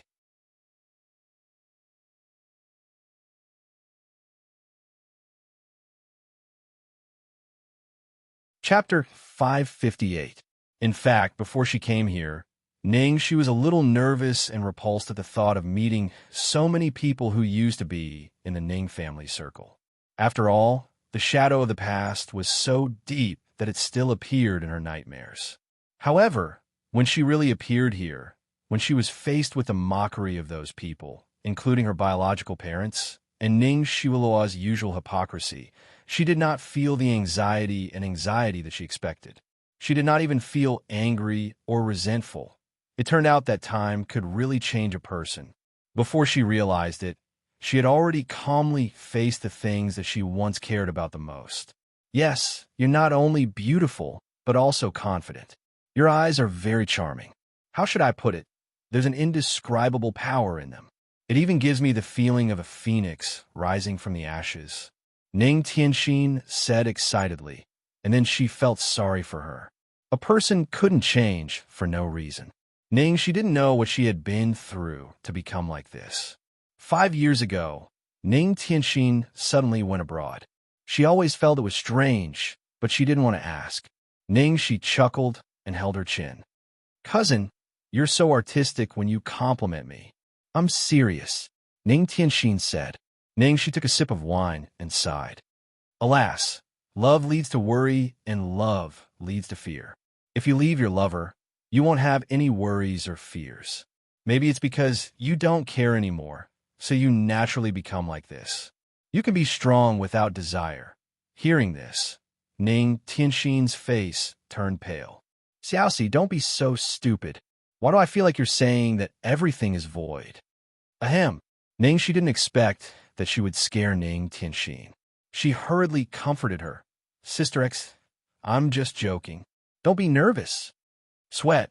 She was currently fascinated by the beauty of the great demon king. How could she escape into emptiness? It would be great if she could really be emptiness. She chatted with Ning Tianxin in a relaxed manner. The people who were talking about Ningxi's outfit saw that she didn't seem to care at all and gradually stopped talking because of boredom. Their main task today was to please Ning Yaohua and the old man, not to pay attention to an insignificant adopted daughter. As night fell, more and more guests arrived, and the banquet hall became even livelier. Because Ning Yaohua had just made the old man unhappy, he was trying to please him in all kinds of ways. He had people bring out the birthday gift that he had long prepared. The gift he prepared was an exquisitely crafted red coral screen with 8 treasures. It was expensive, and everyone praised Ning Yaohua for his good taste and filial piety. The old man took a look and only said some polite words. He didn't look too happy and was obviously still angry. Ning Shuo gave her father a reassuring look and then glanced at Ning Shi imperceptibly. Then she walked up to Grandpa Ning with a hollow carved wooden box in her hand. "Grandpa, I wish you a happy birthday. This is the birthday gift I picked for you. I hope you like it." Seeing this, Zhuang Lingyu immediately said, "Dad, hurry up and open it. Shui Luo's company recently earned some money, and she used her own money to buy it for you. I said I would buy it for her, but she insisted on buying it herself. She said that was the only way to show her sincerity." Grandpa Ning took a look at his granddaughter, took the box from her hand, and slowly opened it. After seeing the gift in the box, he was moved.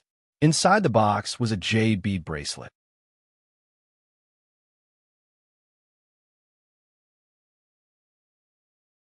Chapter 559.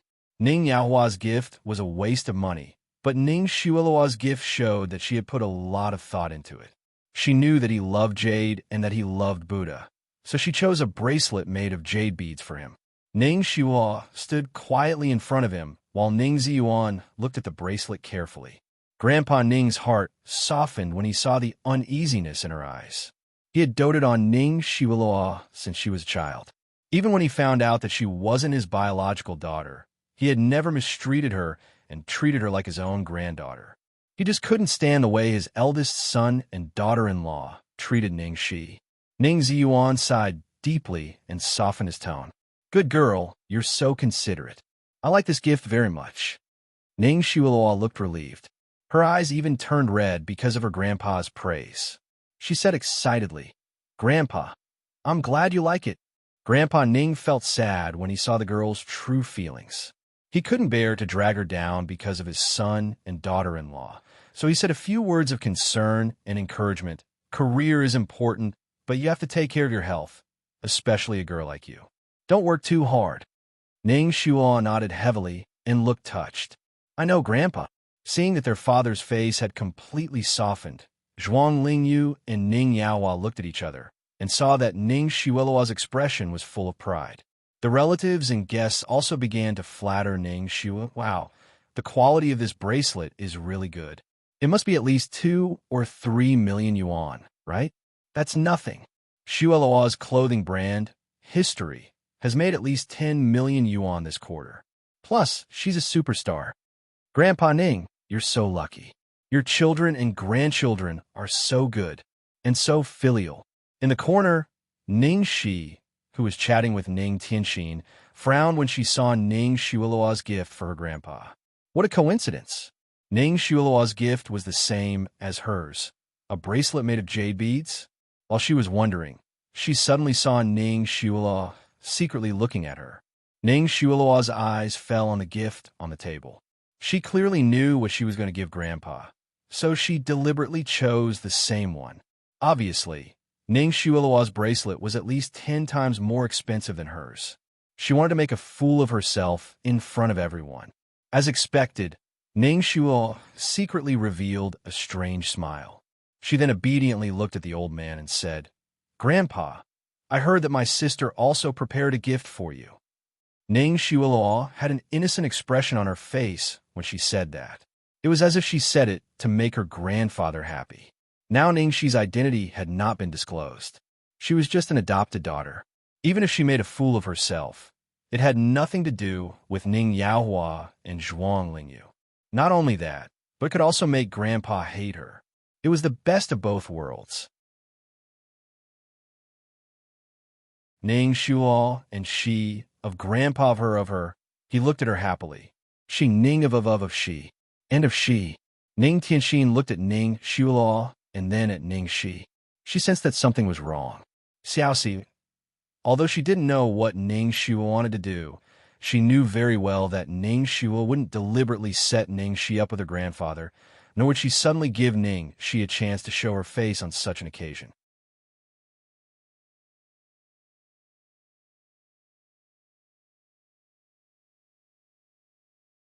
Chapter 560.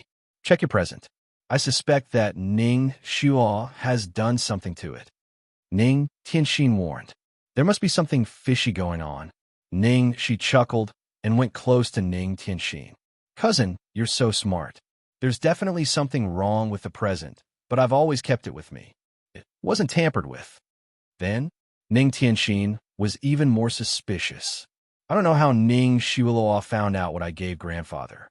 Her present is exactly the same as mine.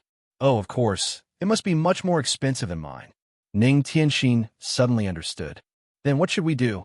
Even if grandfather doesn't mind, we won't be able to stop people from gossiping. Xianxia, let me change something for you? It's okay. As long as grandfather doesn't mind, that's enough. Ning, she took the present and walked up to the elder. Grandfather, happy birthday. Ning Tianxin was worried at first, but for some reason, she suddenly understood and calmed down. She was really confused.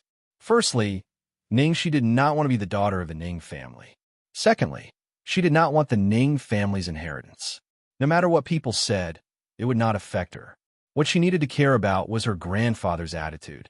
As he watched his granddaughter finally return home, the elder was already very happy, even if he did not see the present. He smiled and said, Grandfather is already very happy that you're back. There's no need to prepare a present. It's not easy for you to work outside. No matter what, it's still sister's good intentions. Grandfather, quickly open it and take a look. Ning Shuo suppressed the urge in her eyes and said, Okay. The elder opened the gift box carefully. The moment he opened the box, the elder was obviously stunned, but very quickly, he returned to normal and looked lovingly at Ning Shi. They say that girls are very considerate. Looks like that's true. You thought the same thing and gave grandfather what he likes. Ning Shuo's eyes turned cold when she heard this. Indeed, because it was a gift from his own granddaughter, he would like it even if it was of inferior quality, right? Everyone else saw what Ning she had given and was shocked. What a coincidence! She had given him the same thing? At this moment, Ning Shuo's close friend beside her started to speak. Ying Fonglin glanced at the string of jade beads with a look of disdain. That's not the same. Just now, Shuai Luo's jade beads were of the highest quality. This one is simply a worthless scrap. How can it be the same? Jin Xianxian also spoke righteously. Ning Shi, weren't you just poached by Glory World Entertainment? You must have made a lot of money. Why did you buy such a defective product for your grandfather? In any case, this is your grandfather's 70th birthday. What kind of intentions do you have for giving me such a cheap gift? Don't you know that jade has spiritual energy? It can be used to nourish people, but it can also harm people. This last sentence could be said to be heart-wrenching. Suddenly, Ning Shi became the target of public criticism. Don't say that. Maybe he really is doing very badly. Someone said with a smile that was not a smile. If you can't afford it, then give something else. Why do you have to give something like jade? You don't know. People from the countryside are all like this. They all like to pretend to know something when they don't. How would they know the taboos of jade? The more Ning Ziyuan listened to the discussions, the worse his expression became. He was very unhappy. Just as he was about to speak, a bespectacled old man in the crowd suddenly said in a serious tone, Young friends, allow this old man to say something. The taboo of jade is not the value of the jade. In fact, the quality of a piece of jade can be measured by many standards. Even if it's a normal piece of jade, if it's nurtured properly, or if it's sculpted by a master or blessed by an eminent monk, it can be a priceless treasure. As the old man said this, he paused and stared at the string of jade beads that Ning she had given to the elder. And this string can be said to be a priceless treasure. That you're tuning in to the Eternal Immortal Ballad YouTube channel. Don't forget to subscribe and join us on this journey to catch the most captivating stories.